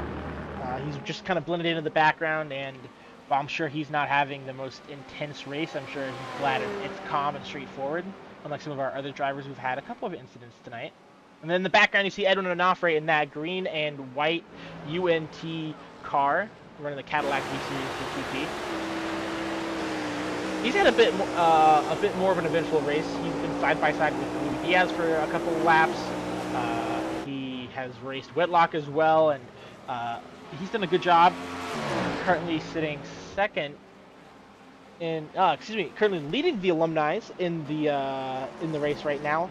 Alumni designated with their 3-digit number and the red banners across the windscreen of their cars. So good race from Onofre so far. We will see if he can continue this run in the final 30 minutes. Louis Diaz, the second FIU car in the field this evening. We saw his teammate earlier on, Esteban Munoz, have a airplane crash pretty much out of turn 10, where he just lost the back end under acceleration. The rear tires could not handle what the right foot was putting down, and he went head on into the wall. Pretty much race ending. Very, very difficult to come back from something like that, even if the damage was repairable. But Louis Diaz, he's made a couple mistakes here and there, but all in all, he's had a very decent race, sitting 5th still, so it's a good points day for the FIU driver. Charles Wembley out of Guilford College, I believe he won the the College Cup Series race on Monday night at Bristol Motor Speedway to lock himself into the playoffs starting next week at Darlington. He, I believe, started a bit further back, if I remember correctly. Looking at the timing tower, as we go further back, we see some movement between Aiken Lamar and Cale Davidson as Aiken Lamar is coming to pit. I believe this is his second pit stop, so not 100% certain what's going on that front. Davidson, I think, is a bit further down than I'd expect as well. Did something happen to him? I don't see anything on my timing tower incident list right now. Maybe Davidson just, yeah, we saw he had to start at the back of the field earlier on, and maybe he just took too much fuel or didn't take tires and didn't go back into the pits again. I'm not quite sure. But either way, Cale Davidson currently 12th, and we'll get to him when we do our field rundown right now, as everything's a bit spread out and calmed down some. Remember, Ben Fiore, yes. He has had a fantastic race out of Morris College. He started further back in the pack, had one qualifying lap, and absolutely excelled. He's pushed his way through the field. I believe he started 14th and is now 7th. So a great race from Ben Fiore. It's a good points day for him. And then in 8th place right now is the second Ball State car in the field right now. It's Bradley Skanker. Bradley, in that Acura for Ball State, has had a pretty eventful race. He's had a lot of action up and down the field as he makes his way through this first sector. Turns 2, 3, 4 here, and on the exit of turn 4 into the Big Bend, turn 5, under that bridge, which allows fans to access the infield and outside the track easily. There's plenty of bridges for the spectators across here. As Skinker heads into the hairpin, running that lovely speckled camo paint that I still can't decide if it's camouflage or just like a speckled paint splash Picasso pattern. Either way, I think it looks fantastic. A good day for Skinker. I believe he started just outside the top 10 or just inside of it. Can't remember off the top of my head, but either way, a very good race for him, holding on to that 8th spot. 9 seconds ahead to Fiore, about 3 seconds back to Turek, so he's got to be careful that he doesn't get too comfortable because Turek is definitely within striking distance as 23 minutes remain.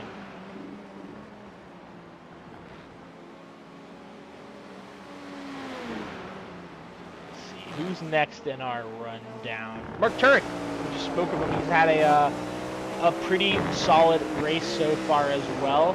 He's almost been sneaky with how he's approached this race. We saw him behind Leclerc and Hallinar earlier, and then all of a sudden through the pit cycle, he's got ahead of them and is kind of pulling away now. And he's done a fantastic job to stay out of the incidents. And in endurance racing, that is such an important thing where you gain the most time on track by not spinning or not getting into wrecks. Obviously, one class here in the College Prototype Championship, but if he is racing in Sebring on Saturday, I expect him to have a good race, stay out of trouble, just like he has tonight, because I think he's shown that he's a bit sneaky. He can navigate his way through the field kind of under the radar and has done a fantastic job so far. Up in 9th right now, that's the second to last points paying position. Alex Hallinar has had a very eventful race. I feel like we've watched him the most tonight. He's been in pretty much every battle that he could find himself in. He's had a couple of mistakes too that he's recovered nicely from, currently sitting in 10th, so he's going to be picking up a championship point.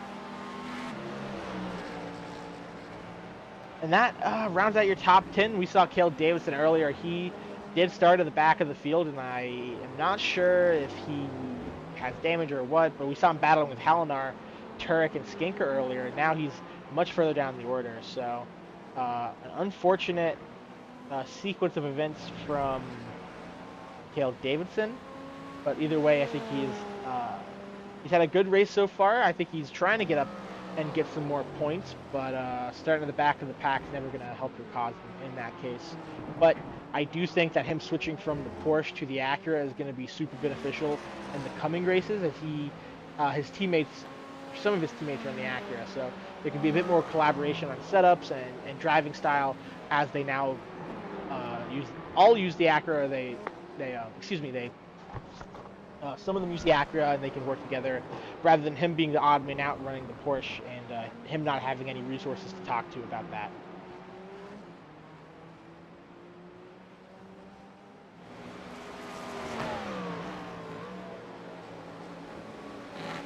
Let's head back up the field and talk a little bit more about Ben Fiore, though, because Ben Fiore has had a fantastic race so far. You see him there on your screen. Ben, I think he only got one qualifying lap. I'm not sure if he just missed qualifying and only had time for one lap, or if he's having any technical issues. But Ben Fiore, I think, has been the star of today's race.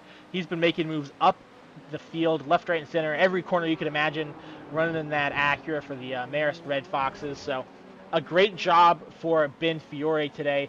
He's a bit lonely right now, as it is for most of the field, to be honest. Massive gaps between our drivers as they have settled into this race.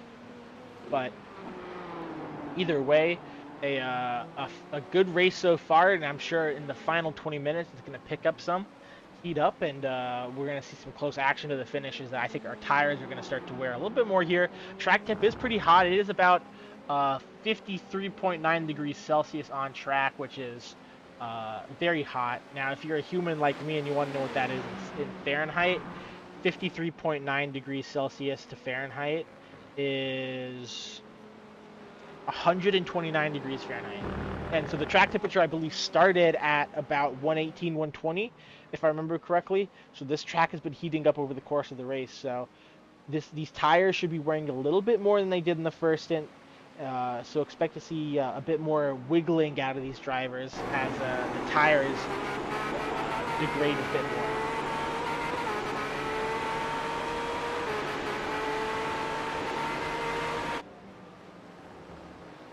We're going to take a quick break, let my voice rest some after talking for almost 90 straight minutes, 70 if we're keeping track. So I think now is a great time to start riding on board with some of these drivers throughout the field. Listen to those V8s and the turbocharged V6s roar, and those Cadillacs and Acuras, and sit back and enjoy.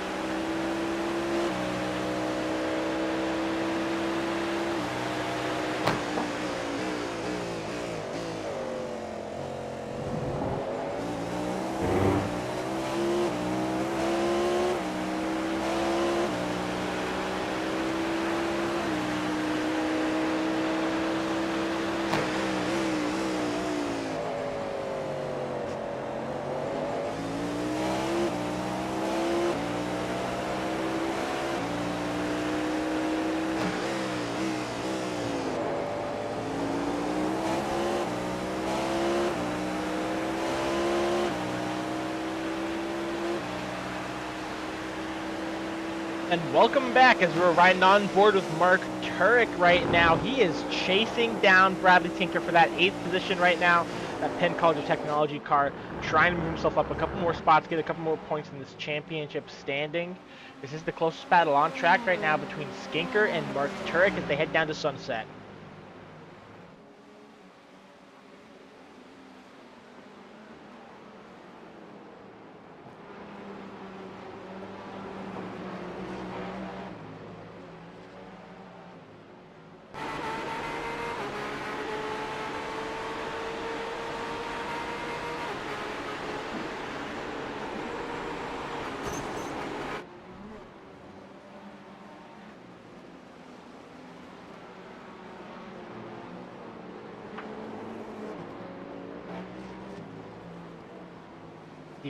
Mark Turk very wide there in turn 2. You see him drifting that rear end, trying to get the car to turn after he got a little too deep into the corner, but that's so difficult to do once you're deep into the corner. It's honestly one of the toughest conditions to recover. You got to really slow that car down because you got to put more steering angle to correct the issue. But right now, currently Jordan Johnson has lapped the field up to Bradley Skinker. So Skinker currently 1 lap down. Ben Fiore from Mars, we saw him earlier, is in 7th. He is still in the lead lap, but for how much longer, only time will tell. That mistake we saw from Turek is going to cost him a couple tenths. That gap was under a second. Now it's down under a second again, but it cost him about a half second, I think, over the course of that lap.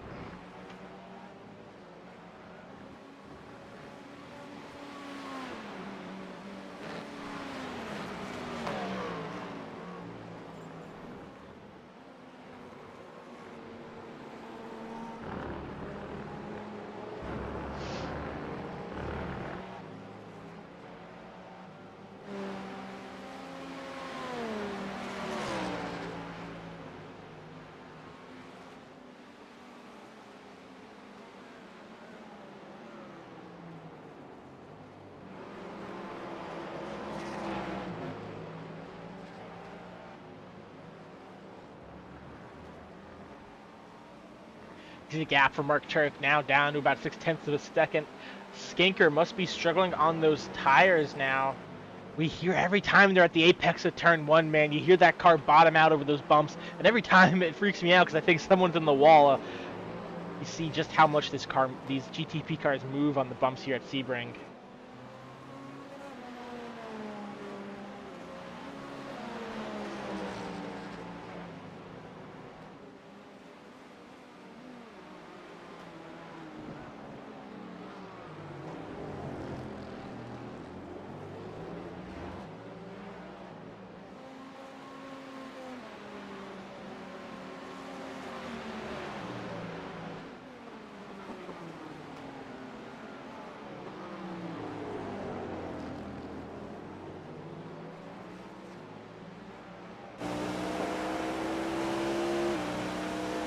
Riding on board with Mark Turek now, you can just see how close he's getting.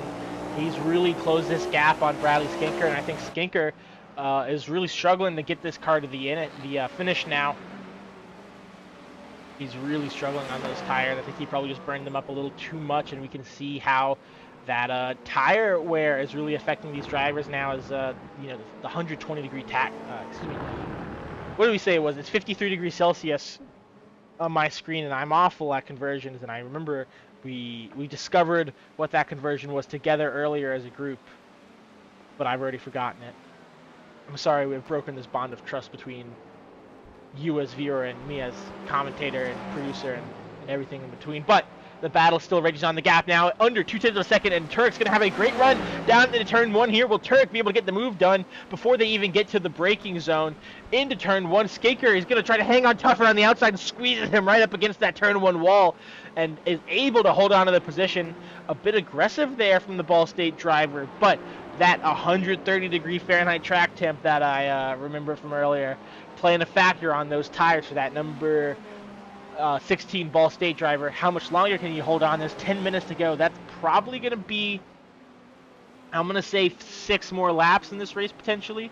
We'll have to see when the leader crosses the line, but Oh, a bit of a lock up there and deep into the hairpin. Bradley Skinker, he's going to have to fight this one hard now. He's going to have to hold on for dear life from Mark Turek, but this is aggressive defense from the Ball State driver. He's going to look outside. Turek is going to throw a bit of a dummy, look inside, but just tucks right back in underneath Ball State.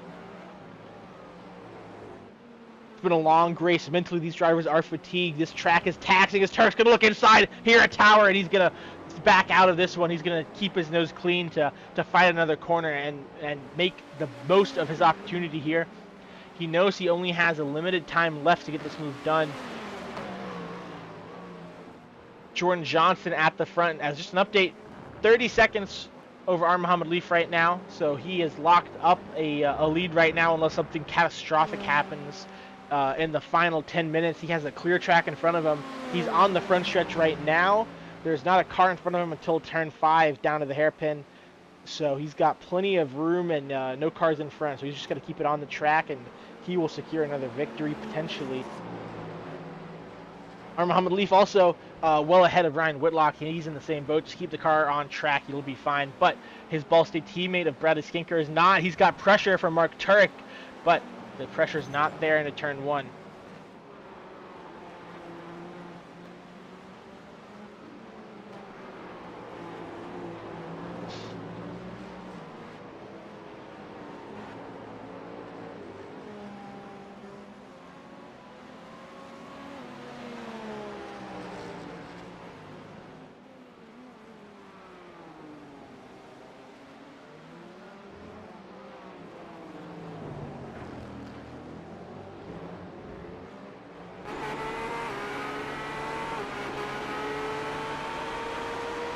Board here with Skinker. We see clear track ahead of him, but behind him, Mark Turek sees a wing full of Ball State. You see, Mark Turek's got that windshield wiper on. He must be hallucinating that there's wind out there, but maybe it's fluid dropping from the Ball State car. Maybe he meant to flash the blinkers, but turned on the windshield wiper instead. I'm not sure, but the gap is closed 0.4 of a second.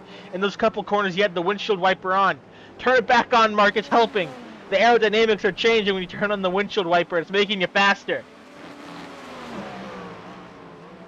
0.2 of a second is the gap, back up to 3 through the braking zone. Turek has gathered up the energy for another charge, and remember, these cars do have that electronic battery on them that can deploy the electrical energy at will, so they can change that mode, from balanced to attack mode to, like, even at the end of the race, if they really want to, they can put that thing in qualifying mode and blast it around here with full electrical deployment. As Turek is really close now, the gap under 0.2 of a second, and Turek has a better run out of Sunset, right on board. A great shot from the Penn College Technology car. Looking inside for Mark Turek. Can he get the move done? Looking outboard, no. He's unable to stick the move to the inside. Bradley Skinker just too strong with that outside line of that momentum. And right now, it's saying 5 laps to go potentially here. We'll have to see how this shapes out as the leader crosses the line, and how all that works out with the timing. This won't be a Daytona or a Rolex 24 repeat where you throw the flag 1 lap early. But Turek super close here at the hairpin, does not duck out, to make a move.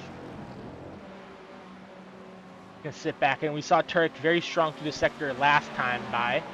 We'll see if he's able to recreate his success.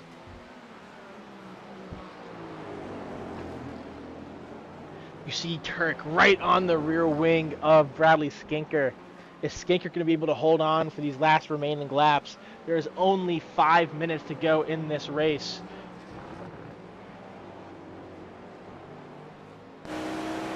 On board with Turek here as they come through turn 14 here into turn 15. Not quite close enough to make a move this time, but can he get the run out of the Le Mans sector and get a move into Sunset? Maybe. We've seen how strong Bradley Skinker is holding the outside line, so maybe Turek's got to think differently here, and he's got to try to hold that outside line and prevent Skinker from using his preferred line.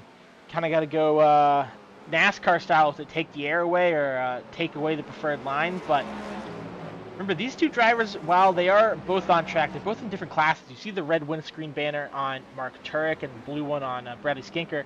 That means Turek is in the alumni division and Skinker is racing the student division. So In terms of class points, they aren't fighting for any positions in class, but they do want that overall point battle. Oh, big wiggle! Oh, a fantastic job from Turk there to collect himself and save the car. I thought he was surely going to lose it. That looked like one of those wiggles where you can't recover from that. You saw how much the car was moving there. It was left, right, left, a bit of a tank slapper. And you see in the background there that green Binghamton car of Alex Hallinar slowly getting closer.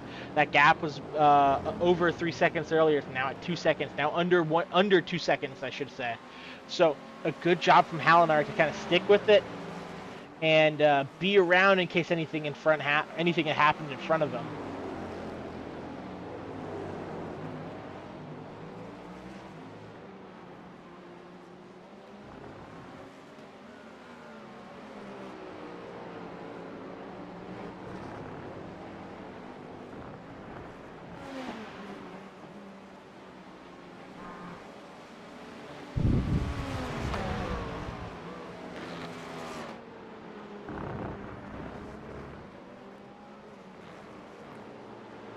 Mark Turek very close now. He's under 3/10 of a second, but a good exit for Skanker means that he's getting out of the danger zone. He's pulling away just slightly here, down in the run toward Sunset.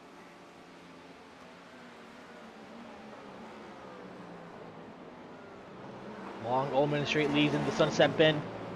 Back onto the front stretch, where Turek, the gap under 3/10 and closing, but there's not enough straightaway on the front stretch to get there for the pass. As we are under 3 minutes to go here in this race, it is looking like it'll be 3 laps to go, most likely, depending on what time Jordan Johnson gets back to the line. We'll have to see.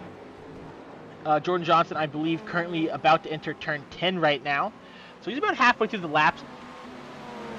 Lap around here, a minute 40, so it takes about 50 seconds per lap, so we'll get back to the line with 2 minutes left. So yeah, they'll probably have about 2 more laps when they get back to the line, unless Jordan Johnson wants to dramatically slow his pace and not go that extra lap, but it doesn't quite seem like him. As Mark Turek is hoping that there's 3 more laps to go, because he needs all the opportunities he can get to make this pass on Skanker. You can tell this is 2 different cars as well. You have the Acura of Skanker, that turbocharged V6, and then that loud, naturally aspirated V8 Cadillac that Mark Turek has at his disposal right now. You can see, each one is unique in their own aspects. Engine horsepower, obviously, but handling characteristics too. The Cadillac, you have that engine towards the front. Actually, I'm not going to say anything about engine position because that's my kryptonite in these cars. So we're just going to appreciate the sound of these 2 cars, and we have 2 laps to go as Jordan Johnson has crossed the line, so there are 2 laps to go. As that's good news for Mark Turek then, because he's going to have 2 laps to go when he gets back to the line as well.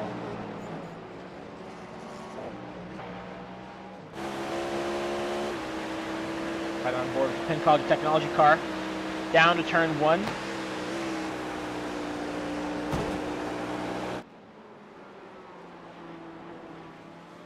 Very close. Now, I'm surprised he didn't make the move then. He is really trying to make sure that he's absolutely certain that he makes this move and gets it done. He's not doing any lunges, no dives. He's going to try to do this clean and fair and square.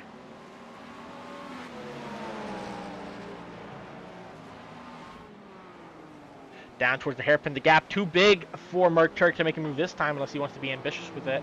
Decides against it. Oh, but deep. Skanker goes very deep into the corner. It looks like Turk's going to have a great exit here. This is the chance for Mark Turek to make the move up into 8th spot. He's going to look inside. He's going to look outside. Right now it's tough. He's going to look outside here. Skanker goes defensive. He's going to throw the... No! Mark Turek tucks underneath the rear wing and goes deep into the corner. Now that's going to allow Hallinar to maybe get in this battle, but he's too far back. The gap 2 seconds. Over 2 seconds now, so I'm genuinely surprised that Turek did not make the move there. He had a great run and thought that he still had time. Maybe he's trying to wait for the last lap so that Skanker doesn't have a chance to make the pass back for the lead again. But, apparently this is the finish. Apparently the flag has come out now. I guess we are repeating Daytona where the white flag isn't shown. As the checkered flag has been shown to our leader with the white flag not shown. That's very interesting, but Jordan Johnson wins this race, so Mark Turk only has this lap to go to finish the race. They're coming out of sunset now. Mark Turk's not going to get there in the end, and as a result, it's going to be Bradley Skinker coming across the line to take home that 8th spot, and Mark Turk in 9th. Unless they're still going. It looked like the checkered flag he was waving and the timing tower showing finishing, and yes, they are finishing. I saw a car off to the side there. So that is the completion of the 90 minutes of Sebring. I didn't see a white flag. I was looking on my timing tower and everything else as well. And that's very interesting that the white flag wasn't displayed on our end. So we see a couple drivers taking the shortcut, the pull into the pits and call their race there. But Jordan Johnson, dominating display from lights to flag, takes the win here.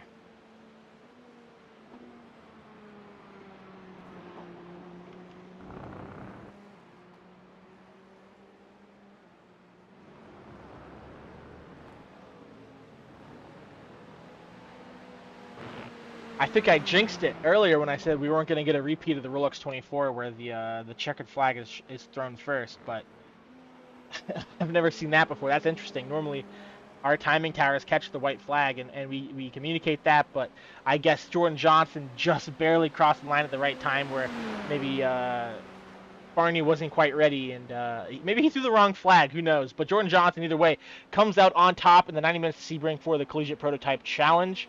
We're going to get our top 3 finishers here in the booth.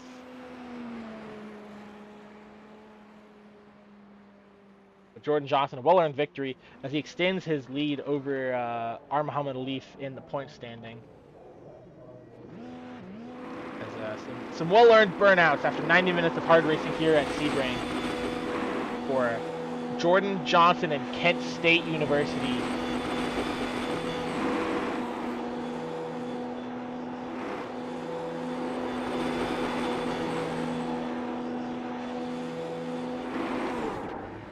Our winner for tonight, Jordan Johnson from Kent State University, finishes burnouts, and we're going to take a moment to go through the finishing order for tonight's race. Your winner, excuse me, and this is not Formula C. Your winner, Jordan Johnson from Kent State University, comes home in first. R. Muhammad Leaf out of Ball State will come home in second. Ryan Whitlock out of Alabama. Excuse me, my brain is absolutely fried after a 90-minute endurance race. But Ryan Whitlock out of the University of Alabama at Huntsville comes home in third, and we'll hear from him in a moment. Edwin Onofre from University of North Texas in fourth. Charles Wembley out of Guilford College will come home in fifth. Sixth will be Louis Diaz from Florida International. And seventh, with a charge to the field tonight, Ben Fiore out of Morris College will come home in seventh. And Bradley Skinker held off a charging Mark Turek at the end to finish in eighth for Ball State. Mark Turek not quite fast enough to get home in eighth for Penn College of Technology. He'll settle for ninth, and Alex Hallinar out of Binghamton University will come home in 10th. 11th will be Athena Leclerc from St. Clair College, and Cale Davidson, after starting at the back of the pack from changing from the Porsche to the Acura, will be 12th. Aiken Lamar out of Howard Community College will come home in 13th. 14th, Andrew Burrell out of Clemson University. 15th will be Jason Wallet from Drexel, and then several drivers did not finish the race tonight. Alan Hong out of St. Clair College. His St. Clair College teammate Adrian Tubakovic in 17th. Christian Hill out of Mount St. Mary's will be 18th. Esteban Munoz 19th, and Lucas Moody 20th. A poor result for him in Ball State tonight. Then last of 21st, Dylan Keynes from UMass Amherst rounds out your results for the evening. But I think now it's about time we bring up some of our podium finishers. So joining me in the booth now, it's Ryan Whitlock from the University of Alabama at Huntsville. Ryan, welcome to the booth. How was the race for you? It looked a bit lonely up here from our perspective. Yeah. Hey Nordberg, how you doing? It it got pretty lonely. That was an hour and a half long Sebring 12-hour practice session. I'm glad I qualified well, and that I was able to hold off like a slight challenge there at the start. But yeah, it was just a full stint practice at that point. Yeah, I mean, you mentioned it's super lonely, and at that point, you're kind of just lapping on your own. How do you keep yourself from losing focus? These GTP cars are a different beast and are very quick and have a bunch of different moving parts. So, what are you doing to keep yourself on top of things throughout the race?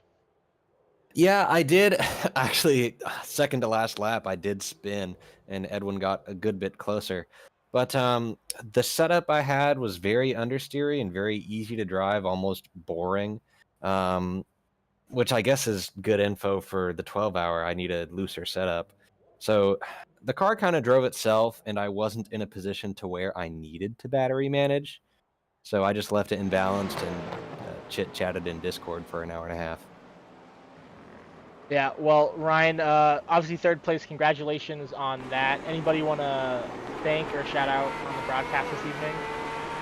Yeah, got to shout out Charter Motorsports and everyone affiliated with that team. I got to thank UAH Esports for letting us use their space for our sim rigs that we will be building soon. And I also got to shout out Fred Him, who I've never mentioned before, but he is the shop manager at a local shop near us that allows Charger Motorsports to keep our real life car in their shop and use their equipment. And he's going on to bigger and better things later this week. So I'm going to stop by and see him tomorrow in the shop. But shout out to Fred Him. Well, awesome. Congratulations once again, Ryan. A bit of a lonely race. Hopefully, the 12 hours this weekend is a bit more exciting for you, but hope to see you up here in the booth again soon, man. Yep. See ya.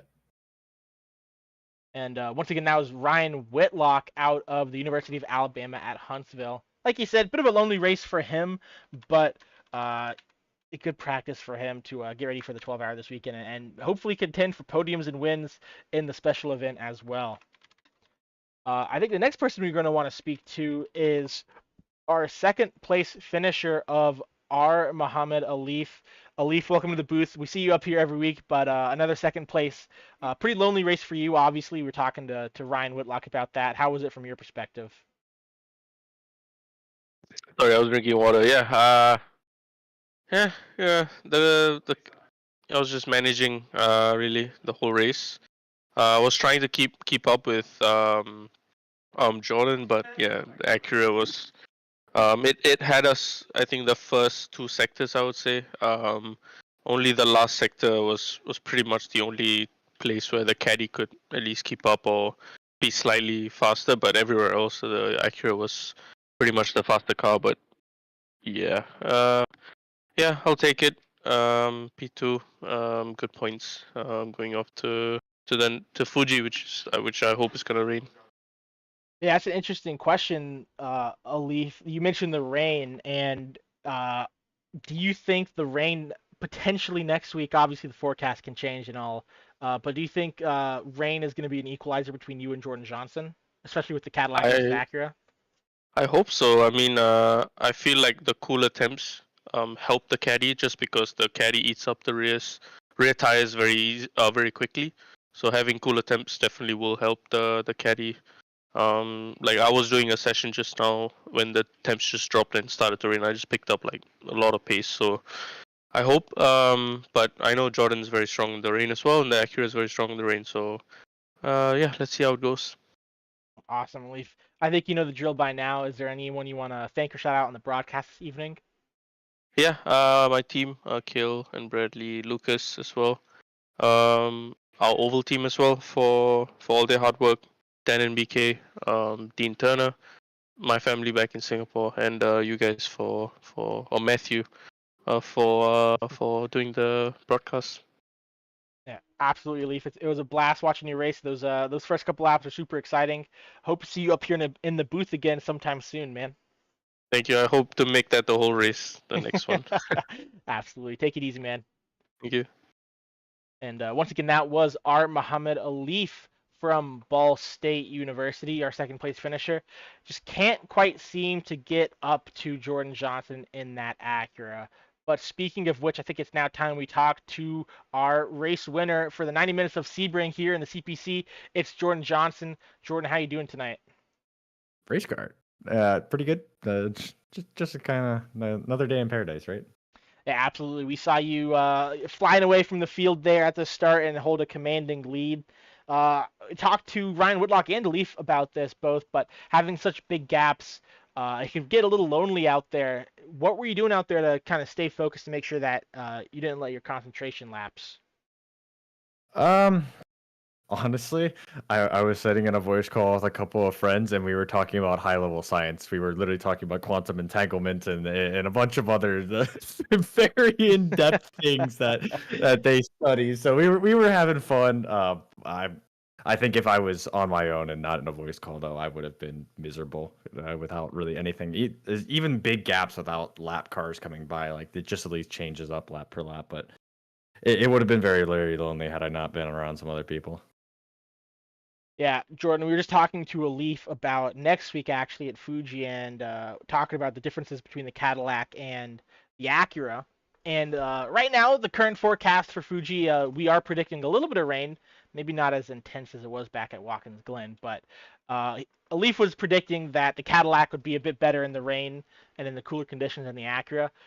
Is that something that you're trying to be wary of next week as you prepare? Um, just kind of however things fall, to be honest. I don't know how much better the Caddy would be in the wet, if at all. It's looking like from official races, the Porsche is probably the strongest car. So Kale made the wrong choice by switching this race, and I'm going to call him out on it. Uh, but I think the Caddy might be a little bit weaker than the Acura coming into Fuji, to be completely honest. It typically tends to use up a lot of its rear tires. I think you can manipulate it a little bit more than the Acura. The Acura is a little bit more point and shoot on where it goes. But it'll be really, really interesting to see how it handles at Fuji. I wouldn't be surprised if the Caddy's really strong in Sector 3, but I wouldn't be surprised as well if the Acura just kind of runs away with things in Sectors 1 and 2, where you have the downforce to kind of keep things pinned down. Awesome, Jordan. Well, congratulations on the win once again tonight. I believe you've swept the endurance races so far this season in the CPC. But before we send you on your way tonight, anybody you want to thank or shout out on the broadcast? Yeah, of course, my team Apex Racing Academy and all the help that they've given me. With their help, I was able to bring home another championship, another series, with some quite significant prize pools. And of course, I've just been able to develop massively as a driver. And all of our sponsors and partners, VRS, SDK, and of course the main racing team, St. Peter PC Systems, Stormforce Gaming, just everyone that kind of comes in, helps us out, and makes it all possible. Awesome, Jordan. Well, congratulations on the race win tonight once again. Hope to see you up here in the booth again after Fuji, man. Thank you very much. And once again, that was Jordan Johnson, your race winner for the 90 minutes of Sebring out of Kent State University. A dominant performance from him as he swept all 3 endurance races so far this season, but we still have one more enduro event to go at the season finale at Petite. But I think that's just going to about do it for us today here at the College iRacing League. We got a couple more races coming up in the next couple of weeks, though, so be sure to tune in for that. Next Monday night at 9 p.m. Eastern, it is the first round of the Collegiate Cup Series playoffs. It's going to be a fantastic event next week at Darlington Raceway for the Southern 200. So be sure to tune in for that race next Monday, March 25th at 9 p.m. Eastern. If you're looking for some open wheel action, be sure to tune in for our Formula C Championship in the Super Formula cars. Our open wheel contestants and drivers will take their talents out to Europe and the Red Bull Ring and the Austrian Grand Prix. That's going to be a fun track, super short, a bit of a bull ring in road racing.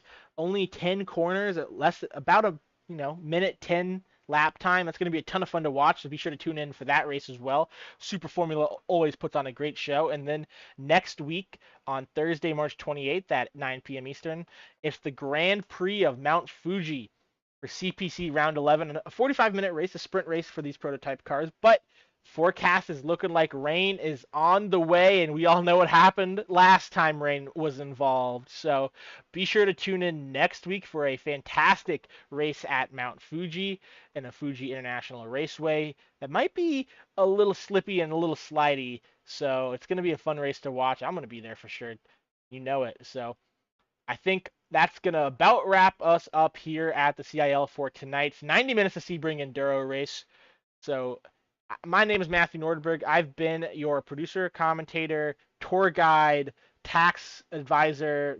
This is not tax advice, by the way. and everything in between for these 90 minutes. Appreciate you for tuning in tonight and sticking around for a fantastic race. We hope to see you again next week, and as always, stay fast.